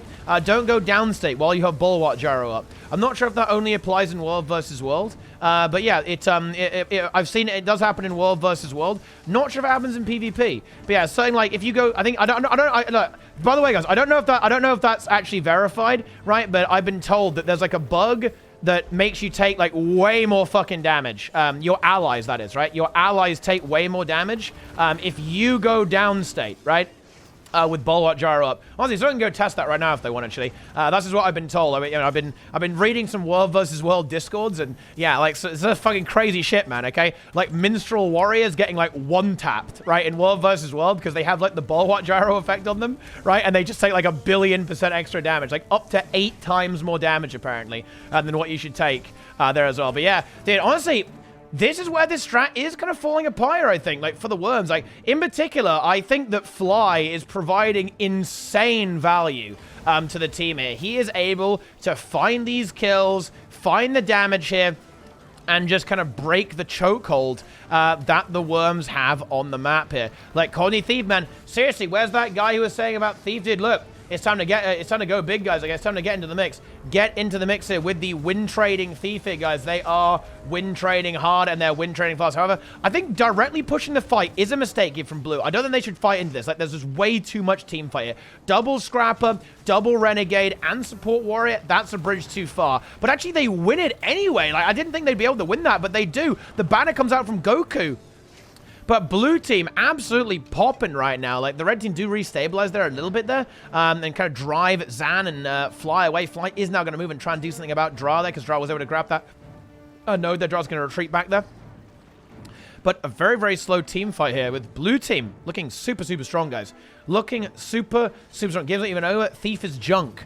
Wait, dude, what do you fucking mean? Like, they're winning right now. And, like, Fly is actually popping, man. Like, Fly is actually, like, slaying. Like, wait, like, come on, man. Come on, man. I feel like this guy's, like, trolling. I don't know. I don't think it's real. I don't think it's even a real person. It's a fucking bot. It's like a programmed thief bot. Yeah. Yeah. It's one game. But what if it... Wait, it's like the 2 best teams, though. Or, like, you know, I think most people would say this is the 2 best teams. What do you mean? What do you mean? Nah. I don't know. I'm surprised that Frey isn't playing Thief, actually, of some kind there, guys. Is Condi build a normal Condi build? Yeah, it is. I think it's the standard build here. Yep, it's pretty much the standard Condi Thief build here. He's got Shadow Step, Smoke Screen, and Shadow Refuge. Sometimes you see Shadow Portal on this build as well, but it's going to be just kind of like a more defensive approach here. Prestige game? Oh, shit, dude. Wait, what's the Prestige game, actually? I'll have a look at that in a moment as well. But this is a very, very narrow one. The Worms are just a teeny tiny little bit ahead in the game right now. They have the Draw gets fucking hard spiked, actually, by the Condi Thief. Just barely survives. Goku gets in there right at the last second to hold on there. Sagebird dueling into Azus here in the 1v1. Esprit nearly has mid-cap, actually, but Fly might be able to do something about that. Although Misha might be able to just get enough knockbacks here that he's able to actually force the issue here. But, you know, if Esprit could get mid, that would be massive. Can he find it? Let's see if he can get it. It's going to be very, very close here Going to see Frey now rotating, and that should be enough to actually force the cap over middle, I think. Misha will not be able to hold any longer. Oh, they went for the nice dodge there by Misha to avoid that knockback there. But yeah, Misha's going to have to give it up, I think. I don't think he can hold it. But actually, Zan now comes in. Zan is here. And that's going to be a very strong 2v2 as well. Capable of holding this node. But there's a lot of pressure coming out from the red team, and red team now do have the lead. Sage Splitter very, very low, actually. Does get the re-heal with the healing turret. Barrier is available. Fly coming in. Now Azaz has got to be careful. That spike on Azaz is going to be massive. Azaz in so much trouble. That might be the end of Azaz. I think it is. A massive kill there. Oh, yeah. He didn't see the thief coming in there. Can Goku banner it? I don't think he has it. He actually does have it. He might. Oh, my God. Goku he actually got that. Oh, no. How did he get that? That was insane. Fly just not having any CC available, unfortunately, to get that down. Of course, he doesn't have pistol offhand, so that is the disadvantage of this. But he already uses steel to secure that kill, and no Bazzy up, so Goku gets a free banner there. Very nice, very fucking nice banner there from Goku, saving that. Very good kill from Fly, but not able to convert it. Esprit and Frey, I believe, were able to grab middle there. Worms now in the lead, guys. Now in the lead. Draw in play. Will duel into Zan. Of course, the Scrapper can probably kind of stand toe-to-toe with that. Although you can never really underestimate Zan in any of these kind of 1v1 situations. He doesn't really care what the matchup is. He will always try to fight it in a 1v1. Simple as that. He always goes for it and always sees if he can make it work. But let's see if he can do that. Of course, Dra, another very highly skilled player, so he will not be a laughing matter to get that job done. Good decap there from the Worms there too. Az is now coming in there, is able to match that and completely deny any kind of node progress here from the blue team. Blue team has got to try and break this now. Now blue team is in trouble. Now Frey moving him here should free up mid. Yeah, Fly immediately rotates up. But yeah, Zan. He wasn't, yeah, didn't really come out too well after that 1v1, actually. Very bad, particularly with Frey coming in there with a deadly 7 shot to reduce his health further. Should be able to get his heal skill. Yeah, he is going to at least live for the time being. But the Worms, they have that 1 cap. It's halfway through the game, and they're ahead. And that's where they want to be. Worms looking good. Look, guys, I want to see some winners. Hey, something. Thanks for the Merry Christmas, dude, by the way. Guys, it is time. We need to see your support. Exclamation mark, Worms. For the Worm team to win. If you guys want the Master of Disaster to win, then you must put Misha, my queen, in chat. Full copy pasta, guys. Copy pasta these messages to try and help people win. It's a very close game right now, but actually, I say it's very close, but I think red team is starting to run away with it, guys. Looks like Thief is dog shit after all. Guys, Thief is terrible. We are going to need to buff Thief. Very, very bad class here, guys. As you can see, Worms completely shutting down Thief here. Quite effectively. The bunkers are too much. They are simply too tanky. They will never die. Ever. Mid completely stagnant here. Frey, Esprit, and Dra just doing their thing. Bringing the Scrapper action. Oh, those nades still bringing the pain combined with Sage on the Scrapper. It does actually drive the Worms away. Are they going to concede this? No. They're going to have Dra go in there. Maybe Esprit is going to rotate over here. Actually, to get into this team fight. Yeah, because this is actually nearly capped here by blue, so they need some extra help here. Frey is now available, and that might be enough to drive the Thief away and make this uneven 3v2 fight here. Perhaps driving it back in as a, yeah. But you can see, yeah, Thief actually did get some good rotation there, actually. Forcing the players to move there, allowed this node to be neutralized to stem the bleeding that blue team is experiencing right now. If they could get this node, that would be huge. They don't have it. They're 1 tick away. Blue team just need to force Goku and Azaz off this node for 1 second, and they can get this. Ah, yeah, and they're going to get it as well. Yeah, there's the cap. There it is, I believe. And that is a really good sign. Goku, yeah, I mean, that Condi Rev in the team fight is just deadly. Just slowly grinding away, and all of a sudden, the map is back in the favor of the blue team. However, Dra, there it is. Dra gets the cap. Zan in a bit of trouble here too. Zan dies, that would be incredibly bad. He does have Elixir S, so he's not dying anytime soon. Unless he makes a very big mistake. You think he will have his heal skill after this? Yep, he does. He gets the heal skill. There it is, and the Hollow will at least be able to wriggle away quite effectively for the time being. Frey contests the middle node. Meanwhile, Esprit looks for the decap around the mansion. He actually might find it into Gornet. Nearly got the job. Needs 1 tick. So Gornet's really got to play defensively here and just stay on that node the entire time and try and force Esprit away. But that will be easier said than done. It really will. It really, really will. Okay. And now we see Azaz come in there.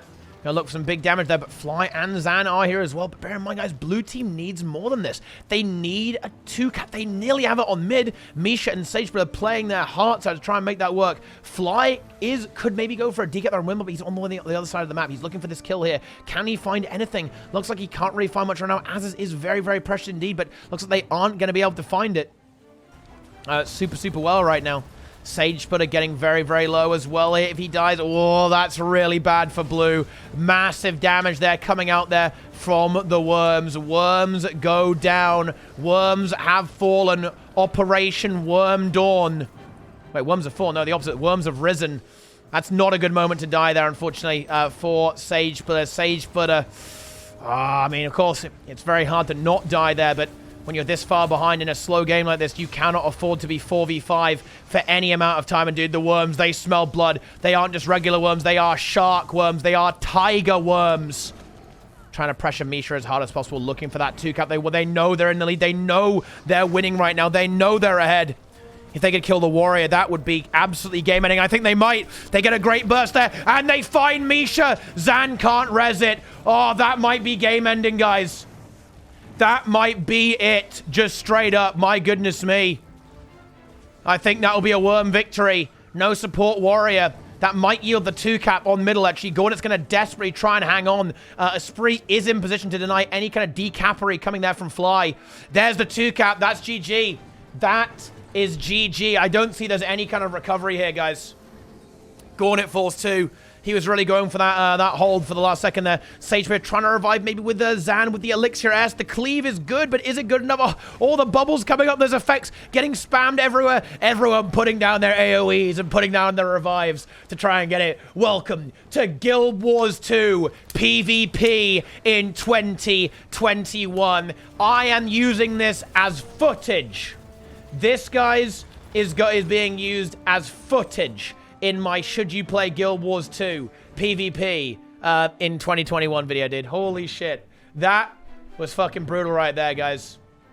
That is a big, big game, dude. The Worms bunker it down. They win it, dude. They've ushered in a new era of cancer for PvP. This is going to be every daily AT now, guys. Double Scrapper, double Renegade. The Worms have broken the metagame again.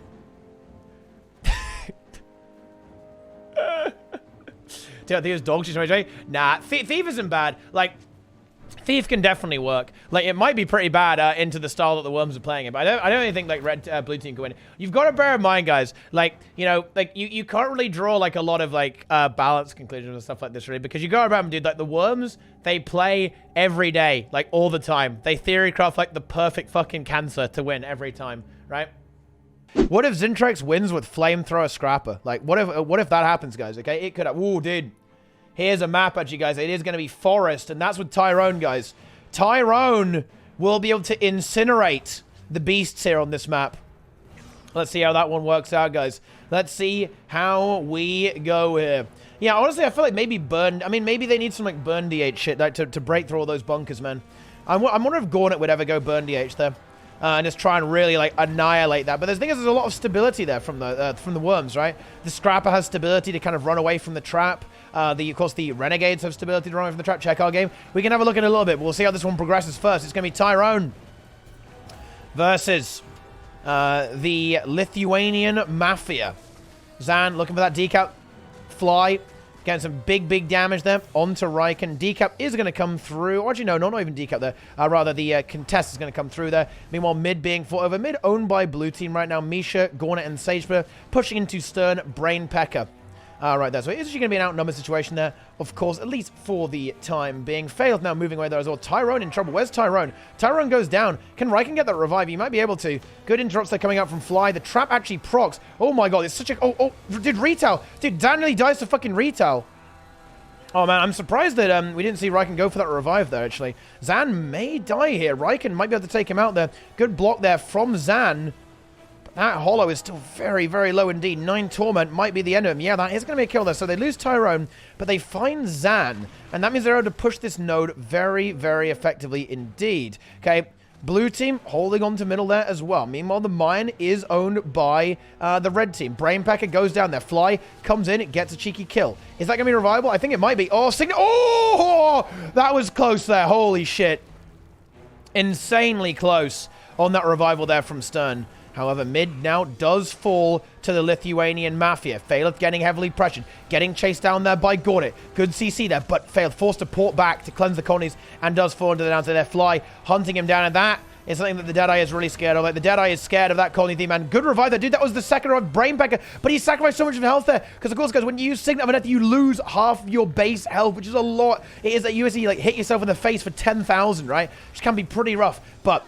Oh, wait. Oh, dude, Faileth died again instantly. Dude, what the fuck? Well, that is not good. Poor old Brainpecker's sacrifice was in vain. And now Tyrone and Stern are left in a 2v5 right now. Riken, I'm not sure if he can get away with this level of safety in his rotations. The safety in rotations might be too much. I think we need to see Riken push into the team fights as well. I guess he didn't really have enough time to do that in that situation. But you can't just let your team get outnumbered 5v4. You will not win. 5v4 is just not going to happen. Tyrone does get caught out. He does go down there. And red team able to grab mid now as well. 2-cap is there. This is not looking good for the Forklift operators. They've got to find a way to do something here. Like, this is where they should be winning. They should be winning in these team fights. But they aren't able to do that just yet. Of course, there's a lot of good team fight potential here from the red team, so that's no surprise. It's not going to be easy. Let's say Faileth now. Going to try and push into Sage Splitter, but I don't know about that. A Scrapper will probably waste a lot of time with the Deadeye hit. He's going to try and find it. Actually, Fly now comes in as well, and that Colony Thief is going to be scary for the Deadeye. Not much cleanse available on this Thief. There's a little bit, of course, but it's very, very limited. Ooh, dude, the Deadeye damage, though, is popping up. But here comes the steal onto Faileth. That is a bit of an ouchie. So much damage there onto Faileth. But actually, they're really going to push for this kill onto Sage. But they do actually get it there as well. Tyrone coming in. Tyrone finds that kill. This could be a big moment here. Oh, my God. Dude, if this game actually goes against the red team, that could actually put them in jeopardy there. Oh, my God. Fly goes down. Fly gets caught there by Tyrone. Tyrone activating. Massive damage there coming up from Faileth, too. 2 kills scored now. That's 10 points, bringing them nearly in parity with the red team. They should be able to force that second, and Riken still watching over the henge. No Thief to really pressure him right now. At least for the time being. Zan now under threat here as well. How are Zan's cooldowns looking? Zan has no Elixir SG. He is killable right now. And he's close. I think he's got quite high heat as well, so he won't be able to stay there for very long. He has the stealth coming up soon, but actually he's getting hunted down. There's no S here. No heal either. Zan in trouble here. He dodges through the Test of Faith and does get some stealth there, but survives. At least for the time being, gets his heal. There we go. So he is now back up to a good amount of health there. Misha simping him. Giving him some good save. But actually gets caught in the trap again. The block saving him for a while. At least for the time being. And he does able to get back over there. Shadow Refuge puts him in stealth there, holding on. If the operators win this fight, though, that would be massive. Lich comes out. Here's the Lich. And there's not many cooldowns really available for it there. The S is now back up, but Gornet taking heavy fire. Misha forced away. The entire red team might actually have to give the cap. They do give the cap. However, Riken did leave the point, and that will leave it open for Fly. Okay, yeah, and Riken notices it now, but it's too late. He wasted time there, but they get the kill on Gornet there with the Lich. The big damage there coming up from the Necromancer. Misha goes to the banner. Do they have a CC for it? They do have a CC for it. They deny it. And Gornet is going to go down. Misha exposed himself to go for that banner as well. He might end up falling here as well. Failed though. He goes too deep. He gets blown up by the nades. But Tyrone finds the trap. Misha survives though. Full counter giving him that resistance. Failed gets the rise. Sage Splitter goes down. Sage Splitter actually going for the revive there. Might find it. Yeah, Elixir combined with that is just so good. Zan in crummy low though. Right now, Brainpacker. They find it. The operators are in the lead. Fly going for the revive. Stealth is good, but they still know he's there. And Fly's got to be careful of getting cleaved. Yeah, they've got to be super careful there. Operators now in a good position. Oh, Riken using that time. He knows his team has got a numbers advantage. They have Zan dead right now. He's okay to leave them in a 4v5. Just get a beast. Get some free points. Build that lead. Brainpacker. Spiked by Colony Thief. Does he find the heal? He does find the heal. Where is Stern? He needs Stern now. Shroud is available soon, but he's heavily pressured. Stern is on the node, I believe. I think we need to see the Necro go for it. He's going to push for the kill. This is so aggressive here from Pekka. Is he going to get punished by that? Oh, he might. Zan now back. He needs Stern now. Oh, he might die. Stern is now available. The healing should be good here by Stern. But no, he does. Oh, instant signal there. I think there's stability. No, he got interrupted. No, he didn't.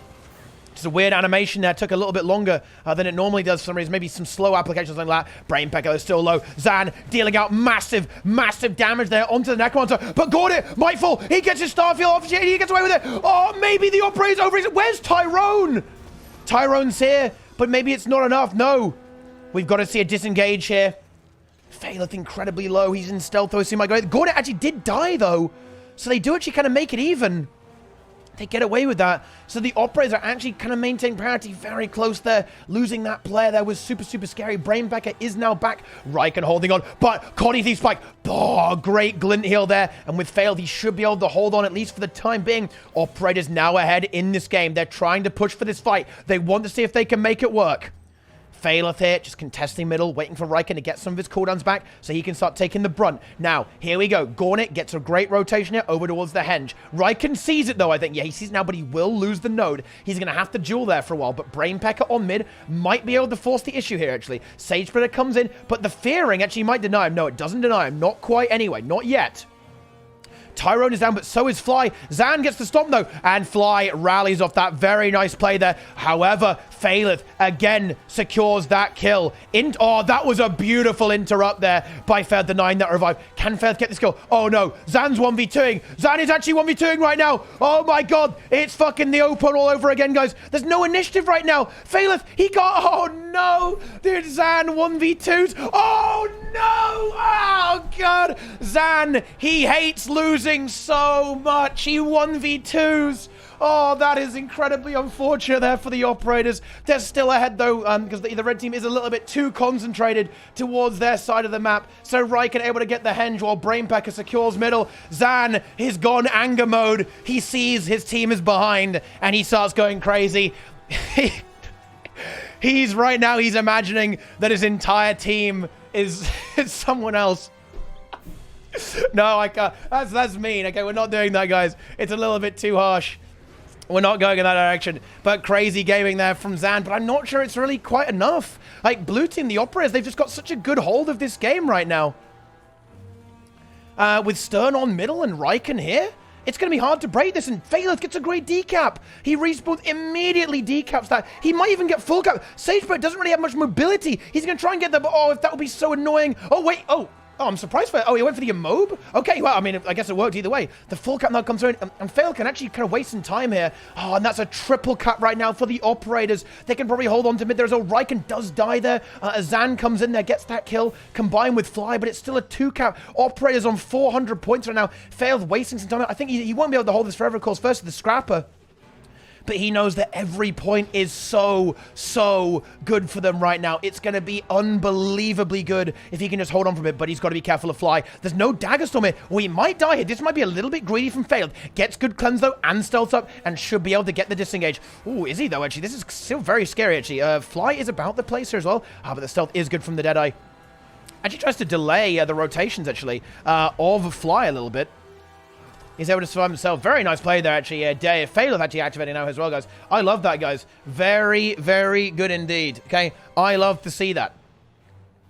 Riken just dueling into Zan right now. Should probably be able to force the node here eventually into the Hollow. The Hollow, of course, does have some dueling potential, but does tend to struggle a little bit from conditions. Conditions can be a little bit scary for the Hollow Smith here, but actually Zan is actually making it work, and with Fly coming in, actually they get an immediate kill onto Riken. Like, this game is not over just yet. 283 points for the red team with a kill. That will now be a 2 cap pretty much. Tyrone coming in there, looking to try and do something here. But I think with Zan and Fly, this could be quite scary here, but Zan is very, very low indeed. Zan on almost... Wait, did Zan overheat? Zan may have actually overheated there, like really pushing for that kill. I think he may well have done, actually. Look, at least the UI indicated that. But yeah, I mean, he was really pushing it all the way to the limit to find that kill. But here's the thing, like, mid is a big problem. Like, red team needs to find this decap. They need to dislodge the Operators here. And with a core Necro and a core Guardian, that is not going to be easy at all to do, to get rid of these players, especially now with Riken coming off respawn with Tyrone. Double Condi class here. They might find the kill to Tyrone, though. Tyrone does go down. Riken, though, can he revive that? He might be able to. Maybe, yes, he can. Great res there from Riken. Tyrone back in play. Zan with Burning and Torn on him. Does he die here, actually? Goes for the supply gate, gets the cleanse there from the crate. But actually, I don't think it's enough. Forces the S. And that's going to be a cap there, I think, for the Operators. And Zan dies, so yeah, Zan's done. Nice pull there from Riken, securing that. Stern, Faileth, and Brainpecker actually win the fight on mid, and that's game over, guys. Forklift operators. Forklift operators defeat Ultra 55. I can't believe it. Operators, after struggling versus Prestige, eliminate the Lithuanian Mafia. Wow. Yeah, Fail did a lot of work there, actually. Like, the Deadeye was actually popping off, securing a lot of kills. And just like the massive condition application there from Tyrone and Brainpecker, the core necro was tough. It really was. Yeah, okay, there we go. Yeah, the round just ended. So let's see what the next matchup is. If the next matchup is easy for 55, then they're definitely going through, right? We just need to actually see what those matches. Oh, wait, was that it? Wait. Oh, that was the end. Okay, no, they did make it through. That was a limb. Okay, wait, what? Oh, shit, was that 6 rounds? Oh, how about that? Yeah, they went 4 and 2. So, here we have our top 8 teams. It's going to be the French Worms versus Made in Boone. It's going to be Mamayas versus Prestige. The Forklift Operators. Oh, guys, do you know what this means? Because this is actually how the bracket is laid out. This means that the Forklift Operators must face 55 again. Assuming they beat Good Girl, they will probably go up against rank 55 again. Okay? Again. So we are going to see a rematch there. Maybe on a different map. It could be the same map, of course. That is very, very interesting indeed. So, we're going to see Prestige into Worms in the upper. I think, you know, dude, I love my Maiden Boone boys. And actually, I do want to see them actually play into Worms. But I think Worms are favored here. I don't know who Mamayas is. So Prestige is almost certainly going to win. I would assume Forklift is favored into Good Girl, seeing as they just beat 55. But this is definitely a game to watch as well, because they actually beat the Chunsu team. The Chunsu team is strong. So, you know, we'll have to see how the Operators do there. And Sagavad, I believe this is actually a pug. Isn't that Shiva and Luna and stuff? I think they just, like, pugged. So they are probably going to have difficulties. Yeah, there are going to be difficulties into rank 55. Here. Yeah, it's not full 55. Oh, it's your team, Zindrax. Okay, in that case, let's get in there. Okay, yeah, I didn't know. Yeah. Let's have a look at that, actually. Because, wait, did you guys beat Prestige, Zindrax? Or did you beat Chunso, or did you beat Prestige? That is actually a fucking mega meme if you did. Holy shit. Oh, dude, this is a good-ass game. Let's take a look at this. All right, here we go. We did. Oh, shit. Fair play, Zin. I love to see it. Wait. Oh. Dude, this is actually like a full, dude. Oh my god, this is like the meme. I love this. This is fucking epic, dude. Frozen Men is here. Frozen Men, Nemesis, El God. On the, is this like Bunker Weave? I think this guy plays Bunker, right? Yeah. Oh, no, actually, no, it's not. He's Earth Arcane, not Earth Water. So, you know, it's kind of like a bunkery, Julie thingy, right? What's he playing with? He's going with Dolyat Rune with Mender Amulet. Deadeye King. Deathfire. I mean, he certainly is the Deadeye King, to be fair to him. Like, he definitely is. Right? He is very well known for his ranked, particularly in ranked play, actually, I think. He's not much of an AT guy. Not all. He used to play a lot of ATs, but less so. But now he is back in the AT game here. Deadeye King. Deadeye King, Frozen Men. On the Guardian here. The core Guardian support. No Signet. Going with, hold the line and search, actually. Zintra, oh yeah, it is. Oh my god, it is. Guys, full Zerker, flamethrower scrapper. Oh my goodness me. We have got ourselves a meme here, my friends. Honestly, let's watch this, okay? Let's watch this shit. Let's go. And finally, Shiva on the juicy Power Herald, in fact, a very popular build. Kind of fallen out of favor, but it's, you know, there are some people who still believe. They still believe in the meme right now. All right, let's go ahead and take a look at this. We see, oh my god, oh, that is not a good start. Shiva gets instantly obliterated by Thief and Hollowsmith. As they go for that push, Zan taking control over that node. Now, this could be very interesting to see how this works out, because this Weaver is going to be very annoying to this. Dude. I should have been... Guys, we need to be looking at the flamethrower here. The flamethrower is just crazy. Is the... Oh, the Nado. Oh, the Nado knocks Fly out of that. I think they won't get the revival there. Zan might go for it. Flamethrower is in play, but no, they lost track of the thief that shattered. Shadow Wells is so fucking stupid. Holy shit. But never mind that. A good kill by Zenrix gets shut down there, but the cleansers are nice here from Frozen Men onto this team here, but the red team's certainly far ahead. Dude, oh my god. Look at this damage. 20k on Flamethrower. It doesn't stop. Zintrix, he's going to destroy Misha, the Master of Disaster. The damage is insane on Flamethrower here. It's realistic, guys. It's actually, they've made it that way for the RP. It's that way deliberately, because, you know, if you got hit by a Flamethrower in real life, you fucking die. Oh, but Zinrix goes down there. Ah, and a banner from Misha. Wait, is Frozen Man going to get that revive? Oh, the supply crate CCs him. And 90% doesn't get the revive, unfortunately, and the banner there. I mean, if only he had Signet, guys, okay? Maybe a Signet will be good about right now. Oh, Frozen Men going to fall here as well, yeah. I think this one might end up going in very favor towards the red team here, guys. This might be the end of the legend. The end of the legend for our blue team here. They're really having a tough time. Frozen Men goes down here. El God doing a good job of just holding down this 1v1 in Sage, keeping it neutral. But if the rest of the map isn't being won, then the rest of the game isn't being won. Let's go ahead and take a look at another game, guys. Let's see. How about let's check operators actually. Let's check operators. Let's take a look at operators here. Oh, yeah, operators are winning this game. Wait, what is this? Teeny Tiny Maya, Teeny Tire, Spurs, Teeny Tiny Timper. Wait, is that Teeny Tiny Timper? That's a good fucking name. I like that. Then we... Rename yourself. Do you know why they're losing? Because this guy isn't Teeny Tiny something. Who the fuck is this guy? Right? Dude, what the fuck? He needs to be Teeny Tiny Vi, then it's a free win. And Teeny Tiny Curse. See? They need that. Honestly, pretty cool. I like it. But they are basically getting crushed right now. Let's take a look at another game. All right. Oh, hang on. Wrong one. Let's go back, guys. We need to... that's the wrong one. That is the wrong game. Let's have a look at... We'll check the Prestige game. I imagine this is going to be fairly... Oh, hang on. This is actually a Wait, who are these guys, actually? Hang on. It is actually a close game here. Tenebrae goes down here. Mamayaz here on the support warrior with Sagello on the... wait, is this Condi or is it Power Herald, actually? Power Herald here.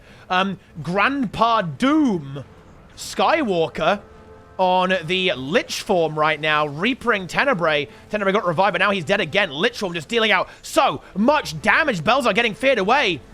Team Prestige in trouble. Mirage. Wait, no, sorry, not Mirage. Base Mesmer here from Zenvo. Zenvo enabled here, guys, on base Mez. Kind of like this duelist build thingamy going down here. Is what it is. Dueling into Aeon right now.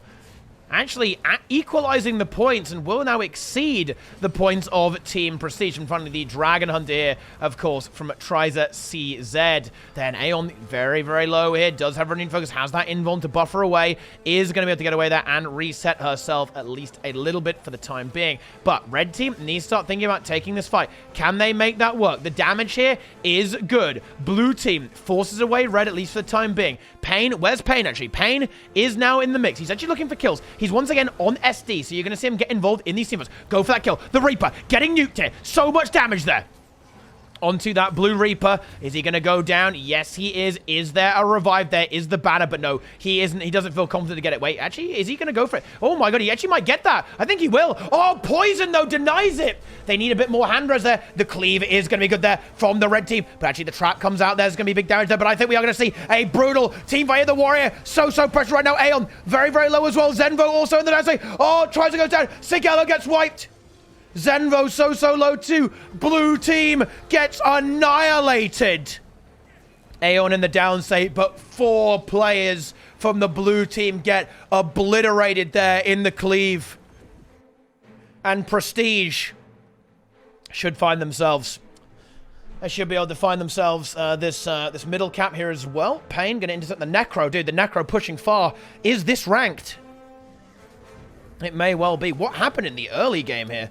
Yeah, I mean, Blue just got some kills and started winning. Red team just didn't really get any kills until basically right about now. Oh, that's a very interesting start to that game. Let's see how the other one is going. I imagine... well, actually, I'm just going to go very quickly hop into this other game, guys, to see how this was going. I imagine it's going to be... Yeah, it's very worm-fed. Yeah, Worms are just winning. Dude, Maiden Boon. They made it far. You love to see Maiden Boon. But this is going to be the game that is going to be the spicy game indeed here. And yeah, we now do see a triple cap coming out from Team Prestige. And a massive lead here. Like, if we can find some more kills onto the blue team. That would be absolutely massive. Let's see if they can make that work. Can they find some more kills? But blue, they need to win this next fight, and they need to win it quickly. It's just going to be an all-out 5v5. Holy shit, on mid. But that Reaper isolated, Reaper down, say, is there a banner? There is not actually a banner available, and gets stomped out there by Flash 2. And things are going from bad to worse here, I fear, for our blue team. They have not been able to break free of this. Zenvo does find a decap. Aeon, though, able to prevent the full cap. And now, here comes Pain. Pain now going to secure this kill, potentially here on the Zenvo. Of course, this Mesmer is going to have a very difficult time surviving versus an SC Thief and that Core Guardian. And certainly will not be able to hold the node by any stretch of the imagination there. Pain going to come in there. Zenvo is actually doing a good job of holding. Was pressuring Aeon very, very hard indeed. Pain going to go deep. But Sagello has now actually arrived here on his Power Herald, and will actually be able to kind of match this 2v2. Wait, oh my god, wait, we are seeing a Lord play from the Dragon Hunter. Dude, Trizlead going for the full YOLO fucking Lord. It actually might work as well. The sword is down. He might get this. I'm not sure if N can stop him. There's a caster. He needs to kill the caster. But if he can actually get away with this... Oh, he's not killing the caster. He might get punished for that. Pain arrives now as well. Yeah, that's not going to happen anymore. It's not going to happen. I mean, if it's just Aeon, then it would definitely be a potential to get that Lord kill and kind of put blue team back on their feet, maybe swing the momentum, kind of upset the map a little bit. But with Pain coming in there, securing that kill, the gamble has indeed not paid off here for the blue team. Dragon Hunter will fall. Zenvo, rather, doing a good job, just holding on to mid there for a little while, but he can't really do too much into the warrior. The warrior's going to be too durable for him to really punch through that and realize he's got to go elsewhere. Might look for a kill on the Tenebrae. Of course, Mesmer can actually be quite good against Renegade. This is something that you can see, with Misha's Chronomancer build, can actually deal with Renegade quite well. Just the constant condition application and the Master's Spike of the Chrono build can be a little bit too much for the Renegade to actually deal with, particularly if you catch it without a stun break, without any energy for a stun break, of course. Very, very valuable indeed. Flamethrower meta, guys. Yes, the Flamethrower is meta, guys, okay? It is indeed, guys. It absolutely is. Okay. And the map has actually been neutralized by blue, so if they can win a fight, they can start their road to glory, but unfortunately the opposite of that has just happened. Oh, the inspiration comes out. Wait, the banner did not actually work there. Flash was blinded on the banner or something like that, or it was blocked in some way, denying that kill. Actually, I think that was probably the inspiration, right? I know what that is. Yeah, that was the inspiration trait, the Inspiring Distortion. Oh, wait, no, he didn't use... Oh, wait, yeah, no, he used a Signet, right, probably. And then gave an Aegis, and then boom. Block that shit. You love to see it, guys. Or it could have been the Dragon Hunter. I don't know. It was one of those things, guys. Doglift Operators. Why is it Doglift Operators, guys? I don't even know what's going on there. Why is it not Forklift Operators, right? I don't understand this meme. Like, this meme is too... It's too esoteric. It's too, like, abstract for me to possibly comprehend it. But, yeah, red team looking very, very strong in this kind of situation here. 70 points until the end of the game. Prestige, after a bit of a hiccup in the early to mid-game here, they are looking to lock in their position of the top 4 of the monthly Automated Tournament for the festive period here, guys. The festive period, indeed. On his Zindra's team sadly met their end at the hands of the Lithuanian Mafia. Okay, I mean, there's a few more moments left here, but blue team, they've got to make something happen now. They've got maybe 30 seconds to turn this game around. Honestly, maybe less than that. Okay, well, okay, yeah, it's over. It is game over. The Reaper, man, honestly, Reaper is a bit AIDS to play in this current meta, to be fair, right? It's just so hard just to get Survivor. You just get absolutely pinballed around, and he might get revived here, but what's he going to do, man? Like, he's just going to get stomped. Particularly on this map as well. This map is just so easy to chase stuff down, and you know, the Reaper is very vulnerable on a map like this, and yeah, red team having that 2-cap, the game will end the game very, very shortly. I think all the other games are probably over, yeah. More or less, actually. We actually do see have Forklift Operators are going to be going against the Lithuanian Mafia. So yeah, the other half of the bracket is now finished, and now we see Mamias versus Prestige just finishing up here in just a few moments. So it's going to be Prestige. Wait, who is Prestige up against? It's going to be Prestige versus Worms. Oh, okay. Let's see. Very, very exciting, guys. Yeah, I don't know. I don't know what this pasta means, guys. Like, I don't comprehend this. Like, this meme is, I don't understand it, right? Bark Ladder for bigger support. Yeah, I don't know if this is like, is this like flaming the operators or what? I don't know, dude. Forklift Operators are god gamers. Tyrone saved Guild Wars 2, right? He also saved the fashion contest. I love it. Let's go ahead and move on to the next round. Ooh, what you do? Oh, it's already up. Ooh, Skyhammer. Interesting map, actually. This could be good for the operators. Because this is, of course, a rematch, guys. Can be a rematch here between the red team here. And bear in mind, The Operators won last game. And this is elimination. There is no survival here, guys. There is no survival. Whoever wins goes to the grand finals. Whoever loses here is out. Just bear that in mind. So there is a lot on the line here. Riken, Condi Herald. As the build, Rabid with Rune of War. Stern on the support core guardian here with Honor, Virtues, Valor. Phaleth playing Trickery, Deadly Arts, and Deadeye. Tyrone, Burn Dragon Hunter with the shield. Shut down the nades there a little bit. And finally, Brainpecker. Cornecker. This is good. This is good for the Operators. They're probably happy to see this map. Which is he fly, go for the Condi. Swapped on the Condi at the last second. Just kind of faking him out with the Deadeye. Goes for Condi Thief, but yeah, other than that, the comp is similar. Gornet goes for Necro, though. He was on Condi. Oh, my God. Gornet dies, actually, already. Is there a revive there? Phaleth goes for the stop. Yeah, Shadow Steps it. Misha can't res it. A great start for the Operators right now.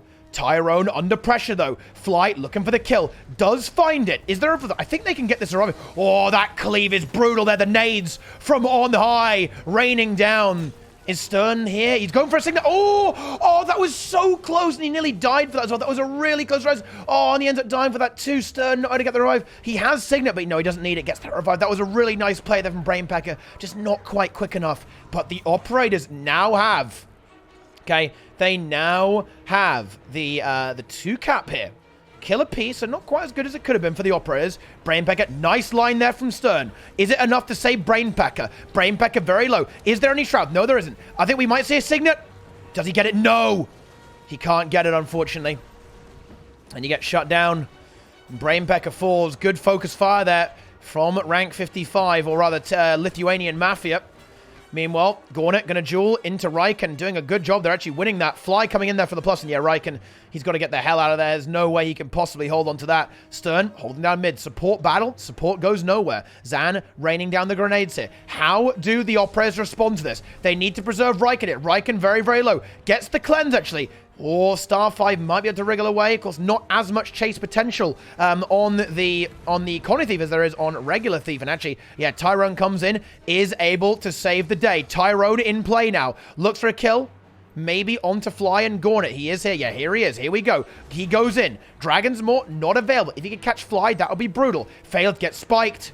And he is going to die there. Yeah, nice spike there. Very nice Thief play there from Fly. Misha now muscling in on the action.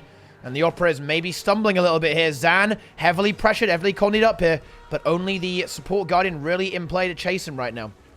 See, Brainpecker is going to duel into Sage Splitter. But still, Tyrone actually holding on here. I think his end might be soon.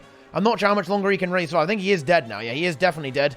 He just got CC'd way too much. I think that was a massive knockdown there. I believe that was a weakness CC there from me. Yeah, that was a backbreaker. A 4-second knockdown on a class with no stun break. Have fun with that. Riken gets caught here as well and blown up. Oh, the Lithuanian Mafia, they're not having any of this, guys. They are not going to allow this by any stretch of the imagination. They have stepped up their game. They are not wanting to lose to the Operators again here. Newson trying to hold on as best as he can here. On the hammer, of course, his team will come in. I imagine Tyrone will rotate to the hammer. Yep, that's exactly what he's going to do, I believe. Yep, here he is. Arriving any second now. There we go. Tyrone is here. Immediately Dragon's Maw Sage Splitter and starts applying massive AoE pressure. But we do see Misha here as well in combination with Sage Splitter. That will be very, very nice support. And Tyrone, maybe you're thinking actually of leaving here, is going to support Failed a little bit there. And the snipes will be good damage there, actually. And if they aren't able to actually answer that Deadeye, this damage will be insane. But actually, they're going to actually play very conservatively and just try and leave Stern 1v2ing for as long as they possibly can. Brainpecker, though, is in trouble. Bear in mind, he's got no support. He is on core, so he can be self-sufficient. But he is under a lot of pressure right now. He's going to try and disengage there. Fear Ring should actually preserve him, at least for the time being. He might have to disengage away, though, to the hammer. Or he gets the Shroud, but Zan is on him. Zan wants that kill. I think he's going to have to take the hammer here. Oh, no, he's going to try and survive on his own, but that is not going to be easy. I think he's dead here. Yeah, ah, man. Maybe being a little bit greedy there. Zan stomps him out. Riken is in, and so is Tyrone. They could maybe get some counter pressure there, but now Misha is going to play it safe, going to make sure he gets that stomp there with the banner. However, it is still all to play for now. Riken has now been moved onto the hammer there to kind of take over the dueling role here for the Operators, but the Operators need to start getting kills. The Operators are not getting kills right now, and that's something that they got last time that we need to see here. Can they win this hammer? Can they reset the map? Can they secure a win in this team fight? These are all questions that we've got to ask. Matt actually, dude, Phaleth actually popping off. Holy shit, dude. Phaleth doing so much work on that Deadeye. Gauntlet forced to play so passively because of that. Like, there's just so much DPS from that. And actually, the Necro is very, very low here. He might go down. He is going to go down. Misha is now here, but I don't think he has Banner available right now. Sagebruder getting some good revive action there, but with Riken, might be able to cleave that out there. Oh, they get the revive. Great res there from Sagebruder and Misha. Literal now used. I know a lot of cooldowns will have been used here by the Lithuanian Mafia, and that could result in some big kills coming out there, but no, good CC there from the Master of Disaster, eliminates any of that aggression coming out there from the Lich, and once again, Riken and Brainpack, and I'm left in this 2v2. I think this is probably going to be a pretty decent 2v2, though, for the pair here, at least for the time being, and Fed now coming back in once again for those kills. Tyrone actually going to 1v1, oh my, Tyrone, dude, let's watch this fucking 1v1. Tyrone into Zan, the clash of tons, oh shit, Riken and Brainpack both die, actually. That's how much, yeah, Gauntlet gets a massive Lich. Goes for that kill. Looks like they are going to be able to get the reses there. Very, very nice. Riken dies away from the node, though, or from the hammer, rather, and that will not happen, at least for the time being. Tyrone, I think he'll slowly lose this 1v1. He just doesn't have the sustain to handle handle the hollow. He actually is close to getting a kill. Oh, but Fly interrupts the 1v1. That's BM, bro. Seriously. Interrupting the 1v1. Disrespect there from Fly, ending Tyrone. Tyrone was doing his best to hold on there. Ooh, Stern is low. Renewed focus is up here on the hammer. Brainpacker is here to peel for him, at least a little bit, but the Lithuanian Mafia, they are looking very strong right now with that 2-cap.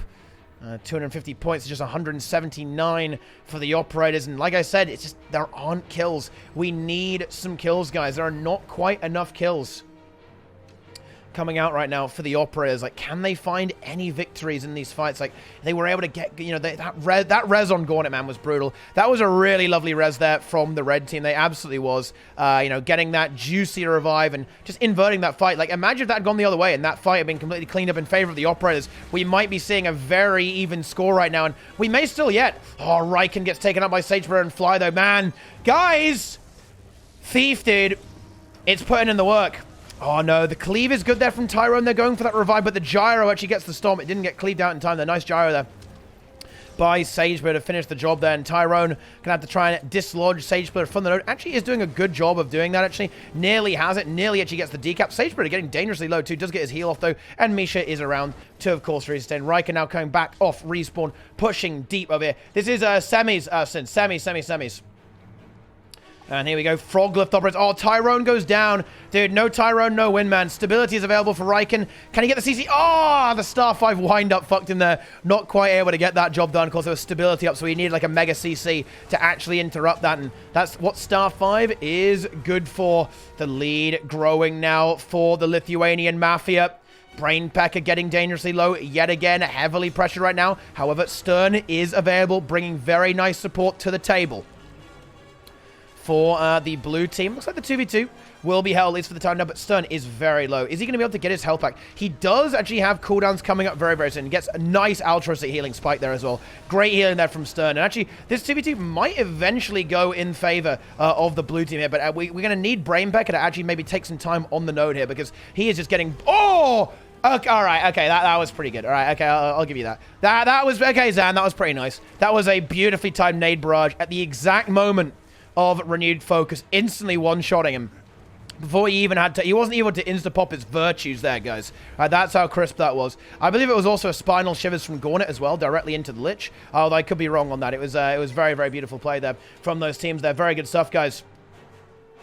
Riken now going to join to Misha. Now, this is good. Like, Misha is in a bad spot here, like, and he's going to get relieved by Gauntlet, but Brainpacker is in play too. Sagebruder gets this free cap there, which is definitely very, very nice. Phaleth actually is nearly winning this 1v1 into fight. Oh! Okay, that's a move. That is a move there from Phaleth. Finding the kill onto Fly is huge, and they need to finish that. They are going to finish it yet. Tyrone comes in, finishes it. And Zan, okay, now they might find Zan. Oh... Static shield, dude. Oh, the star. Oh, no, dude. Oh, man. Oh, I can feel the frustration there, dude. I can feel the rage. Zan, static shield, of course, that interrupts the thief, of course. interrupts the Thief, and then shuts him down, immediately kills him with a Holosmith sword attack. He's back now, and they're looking for maybe a kill onto Misha. Misha very, very low indeed. But he's going to be able to get the jump pad there and disengages. Very well played there by Misha. Tyrone in a 1v2 in a very dire situation. The Supersuit's helping him quite a lot. But the Thief is going to chase him down. He's going to try and survive as best as he can. He needs a trap, though, I think. Oh, my God, the Juke! Oh! Dude. Oh, that was a nice sword port there from Tyrone. High-level gameplay here from the big man himself, dude. Zan is decent there from Hellseth. He's a decent player, confirmed. I love to see it, guys. And Brainpacker falls here. There we go. Brainpacker eliminated once again by Misha, Gornet, and Zan. Zan now turns his attention to Phaleth once again. And this is a very, very different game here, guys. A very different game from the previous one. We're just seeing so many less kills, or so many fewer kills. You just look at that timeline, guys. Look at that timeline. Oh, man. Seriously, dude. It feels fucking bad.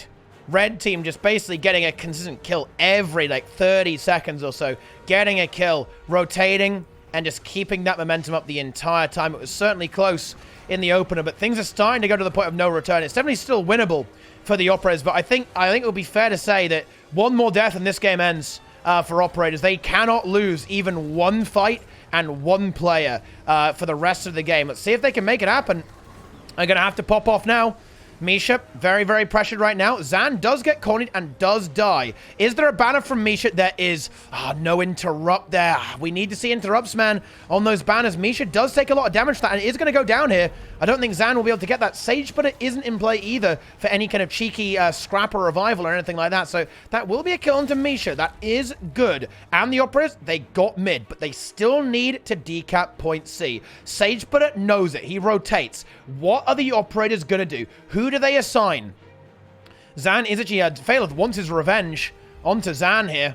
Wants to go for that kill. And it is. I actually like this play. I think it's very aggressive and very risky, but it's going to get punished here as well, isn't it? Yeah, Phaleth so low there. The nades maybe might not reach there. Just wait, is Phaleth going to go in? Okay, holy shit. I thought he was going to go in there. I think Phaleth might die here. Yeah, he's going to get naded, man. He gets naded. It was a greedy play. I think it was good, but he didn't quite get it. Does get revived there by Stern. But, dude, that Holo still putting in that work in the hands of Zan. He goes down again, the Signet Waiter. That's game, guys. That's game. Zan will now be able to pretty much free cast here onto Stern combined with Gornet. There's no way that's happening. Brainpacker going for the decap onto Sage Splitter, but it's not going to be enough, to be honest. No, Stern falls there. That's game. Oh, what a run by the Operators. Even winning in Swiss. Winning in Swiss. And then losing right at the final hurdle before getting to the finals to presumably face the Worms. I believe the Worms the Worms here right at the top of the contenders list, so they will be going on to the finals shortly, I believe. So yeah, we'll check that out. GG called by Stern. 100-point differential. Pretty close game, to be fair, actually. Pretty close game, but this was really stepped up another level there. I mean, look at this. 2 skulls. Like, were there 4 kills for Operators the entire game? And look at how many kills, man. Look at how many kills there were here, guys. Like, this is just crazy, right? It is absolutely insane. So, the grand finals of the festive Winter's Day monthly automated tournament, guys, will be Misha, your queen, a.k.a. the Master of Disaster, versus 2 Scrappers, 2 Renegades, and a Support Warrior, a.k.a. the French Worms. Okay. Oh, Capricorn. Oh, what a meme. I love it. So the game's starting now. Is it going to be the same comp? It is. Yeah, it is. It's the comp. Azaz, Frey, Esprit, Dra, Double Scrapper, and Bunker Scrapper here. And the Demolisher, Rune Resistance. Azaz and Frey, both on the Shiro, Rune Speed, Demolisher, Amulet, Renegade. Finally, Goku. Oh my god, Azaz annihilated there, though. Misha, Zan, and Fly obliterate. Goku can't revive it. No way. Oh, that's not a good start there for the Worms. Worms immediately losing a player. That's going to mean their momentum's going to get shut down. Of course, he will be back soon. He got cleaved out very, very quickly. And Goku might be able to hold on to that note, at least for the time being. But that's certainly not what the Worms want to see at the start of that game. How are they going to play this out? Now, the problem for them here is that they are going to have to actually team fight a lot. Like, the Bell could potentially be a problem here for the Worms. Like, because are they going to be able to stall 4 nodes? Let's see. I mean, I think the team fight, like, the damage is going to be huge here. Like, the Hollow, the Thief, Gornet here on the Condy Rev. This could be problematic here. And then again, the double Renegade, the double Scrapper. It is going to be... Is Dra Draza? No, Dra is Dra. It's who he is. No, you bloody monkeys, okay? What the hell do you think this is? But anyway, here we go. The one shot came out there. Azaz is now back, though. He's now going to go for the push onto Far. Sageblood dueling into a spree. But now with Azaz here, that's now going to change. Misha trying to counter that. He's coming in deep. He wants to go big, guys, okay? He wants to go big here. Azaz going for that kill. A spree, bringing the pain, bringing in big damage there onto Misha and Sageblood. Here, over here, on middle, Red nearly have this cap. It's very, very close right now. Just one tick away from some of these things. How close is the decap? No decap here for the Worms. The Worms need to decap this. Like, a big part of their strat is making sure that the enemy team is slowed down as much as possible. They're now going to try and force the issue here on mid. Zan and Gornet, they don't have the sustain to actually hold on to this node for very, very long indeed. We see Azaz actually match into Fly those off. Very nice rotation there from Azaz, a.k.a. the Big Worm. But actually not. The Dark Worm is his true code name, though. Dra and Goku just holding firm, though. Esprit and Sage, but the thing is, they're basically playing the same build. So there's no real decap potential for Esprit. He can hold the node and he can duel it, but he can't decap it, and he needs to. Fly is now going to match that. And once again, Red Team, they've just consistently got map control. And can the Worms break this? The Worms have got to figure out how to break this. It's going to be a slow game either way, but they've got to get a kill here. And I think they're going to find it. Sage Splitter, very vulnerable. Supply Crate comes down there from Zan to peel. Does get a great peel. And Sage Splitter actually does live a bit, but Goku on him hard. Spree firing shots there. Are we going to see Sage Splitter go down? Misha is here, though, with the banner. And the heals come through. Beautiful there. And the decap comes through there from Fly. Shutting down the Bazaar as well. And anyway, Azaz can't... Yeah, Fly's going to go for full cap here. I love that from Fly. Very nice play from Fly, actually. I love to see that. Azaz is going to be forced away there because he's got to contest into that bell. Now, we do see Zan die. Zan did die there. That's a move here for the French Worms. That means they can at least hold that node neutral, maybe now push for the bell. It looks like they actually might go for it. Gornet, very precious. Does he have his Glintneal? No, he does not. He's got no Glintneal and just used a lot of his evasion. So he's got to be super, super careful right now in this situation. Looks like he is going to try and hold, though. He's going to go for it. But there's going to be a lot of pressure coming onto him right now from Azaz. Frey moves away, though, so it's going to be stalled. The Warrior is here with Goku, so it's going to be a very, very stalled fight. This essentially reduces the game to a 3v3. Dra will win this node versus Fly. The Thief will not be able to hold. Esprit needs to actually think about trying to win this 1v1, I think, into Sage Player. Like, I mean, it's going to be a very... I'm not sure if either of them is going to win. I think we're all losing having that there. Oh, Gornet dies. Is there a banner from Misha? I think he already used it. No, he didn't. He actually... Wait. Oh, hang on. Goku stomps it, actually, before the battle sand comes out there from Misha. That is big. And now Misha is trapped in this pretty awkward spot where Azaz will probably eventually be able to actually force this. So that's going to be very, very big indeed. However, Frey dies over here. Can Goku save this? Goku is in play, but the CC might be too much. I think he wants to go for a banner, but no. Fly stomps it in stealth and ends it. Oh, so that momentum from that kill onto Gornet has now been completely blunted. And in fact, Gornet is going to look to actually re-secure this node here for us. But no, Fly's going to do that. Gornet, once again, will turn his attention to the bell. Misha getting low, getting pressured by Dra and Azaz. However, Zan comes in for the assist in addition to Gornet. That should be a decisive favor for the red team now. That should be very, very big indeed. Okay, Esprit just continuing to 1v1 there. Going to see a decap amid there from Frey. That will, of course, put the Worms in a winning position. Right, that is going to get decap there. Of course, the Bazaar will be falling to Fly. Can Azaz actually make it in time? He does. Nice there by Azaz getting in there. The bell still very, very stable. And now the Worms are slowly winning the game. They are in a good spot right now. Esprit is slowly winning here as well. Sage Splitter heavily pressured. If Esprit wins, and oh, does he get that kill? That's close. Oh, healing turret comes out there. Great sustain there from Sage Splitter. We'll be holding on. At least for the time being. Oh, Zan in trouble. Double Renegade bringing the pain here. Oh, and Zan dies. He didn't quite get the leap. I think he maybe got taunted off there. Mid goes to the Worms. Fly full caps here. of course, because both Renegades went over to that middle node, but Azaz will be able to get the Bazaar back, no problem. And I think Fly has got to respond to actually Sagebud here. Yeah, he does. He's forced to rotate here, giving the Worms the 2 cap. Worms, oh boy, this is getting crazy. This is getting very, very spicy indeed. Azaz gets the Bazaar. Oh, Frey, maybe a little greedy there. Not respecting the Thief enough. Doesn't get decap. Reacts to that just in the nick of time. They're using that Shiro mobility to get around the place just barely well enough there. Yeah, and Esprit nearly has this node here. It's very, very close. If he could get that, that would be absolutely brutal. The Bell, obviously nothing really happening here. Very, very slow match with the Scrapper and the Warrior versus the Revenant and also the Warrior there as well. It's going to be almost unkillable. Yeah, Spree just a few ticks away, and Frey's going to try and make that happen right now. Here he comes at the same time as Fly, but Renegade Scrapper should be better than the Scrapper into the Thief. There's just too much node pressure there for these teams to survive it, unless, of course, the red team can get a kill very, very quickly onto Frey. Frey is heavily pressured, so that actually might happen right now. Jala's heal skill is going to be up very, very soon, but actually was forced to swap away, and actually Frey in a lot of trouble. Did he rotate to his doom? Let's find out. Gets a good CC there, but Fly wants that kill. Actually interrupted the heal skill there. Oh, he gets it. Oh my god, that was insane. Middle was capped there by Zan, but this node here, the dock, it's so close. Sagebud are really putting in the work here, putting in that effort by holding on this node for all he's worth. It's just 2 ticks away, I believe, from being in the control of the Worms. Oh, Azaz decapped Zan as well, and he's actually going to win this 1v1 essentially. He might not be able to get the kill, but it looks like he is actually winning the node. Zan gets bursted by the Renegade. Zan in trouble here. Even a player of his skill level can struggle against the Renegade in that 1v1. Fly gets a great decap, but the gap has closed down to just 6 points now. Zan in trouble, but Fly is coming in to save the day. Yeah, massive condition spike there from Fly.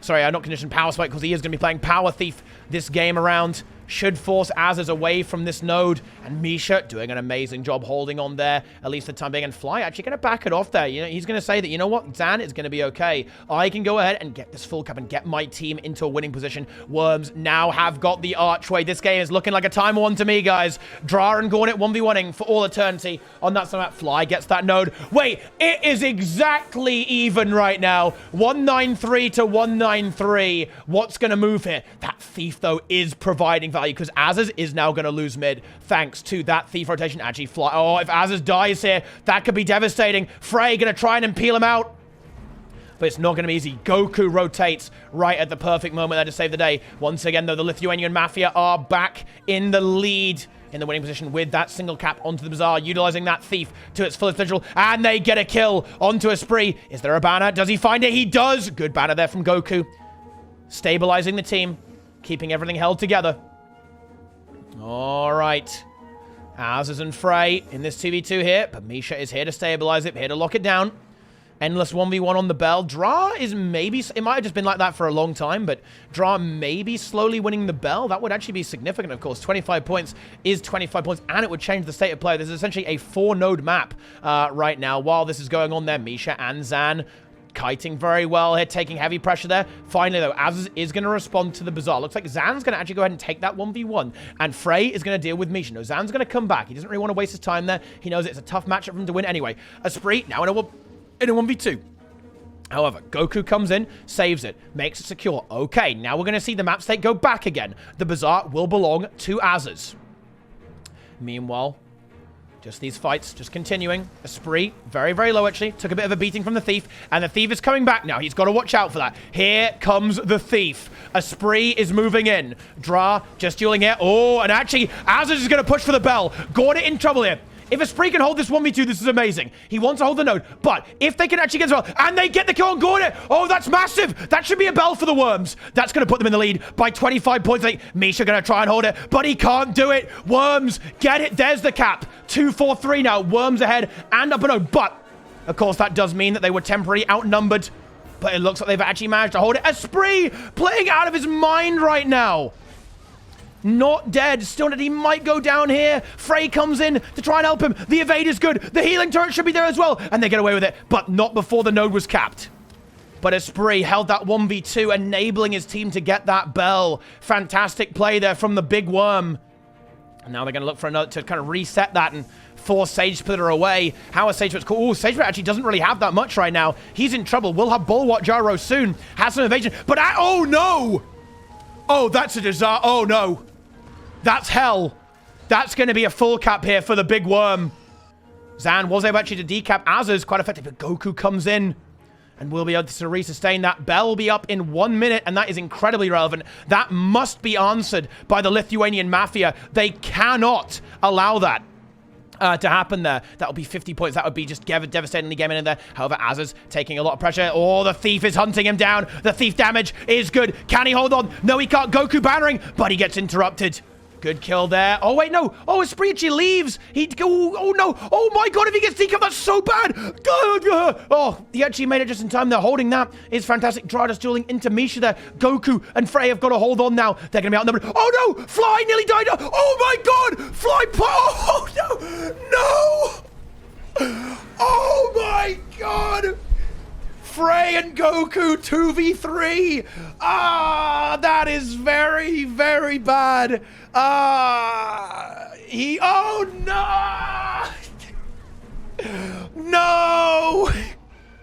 Oh, that might be game ending, actually. What the fuck? Oh no! If Misha dies on mid as well, that'll be cap on mid for draw. It's going to be a triple cap here. I don't think Gornet can fight it. Oh, what a disaster. Bell is up, and there are 2 players basically dead for the red team. It's back now, but Bell isn't good enough for red, and blue, they basically instantly win the game. They've got a triple cap with that. Wait. Oh, no. Zan, he's gonna go for it. Is he going to make it, though? Oh, Dra's slowing him down.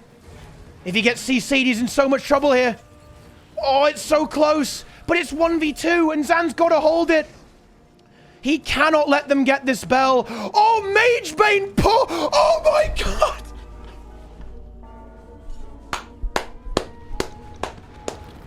God. Goku. What a fucking gamer. Insane fucking play. I don't think... yeah. Insane fucking pull there from Goku. Misha goes down, but 50 points. I don't think red team can catch that up in 2 minutes. And Goku may fall here. There's a lot of damage from Zan and Gornet coming out here. But I'm not sure if it's going to be enough. Oh, he gets the heal and might be able to survive. Doesn't have the revenge counter. He doesn't need it. Goes for a bit more of that yoinking in the team fight. And red team, they do kind of stop the point game from the from the blue team rather, but not for long. Esprit and Azers, they get Sage Splitter down. Fly might be about to fall here as well. Forced to back off. Forced that disengage. Gornet gets that no, but that's nowhere near good enough. It's 1 minute. Esprit can just AFK on. Yeah, he knows that he was about to leave, but no, he knows that all he's got to do is he's gonna leave. It's risky. I mean, even if he does leave it, even if they get decapped, they probably don't really lose. But yeah, all he realizes that he needs to just AFK, win that game. Fly gets stomped out there by the banner, I believe, coming there from Goku. Yeah, banners that, and that's game over, guys.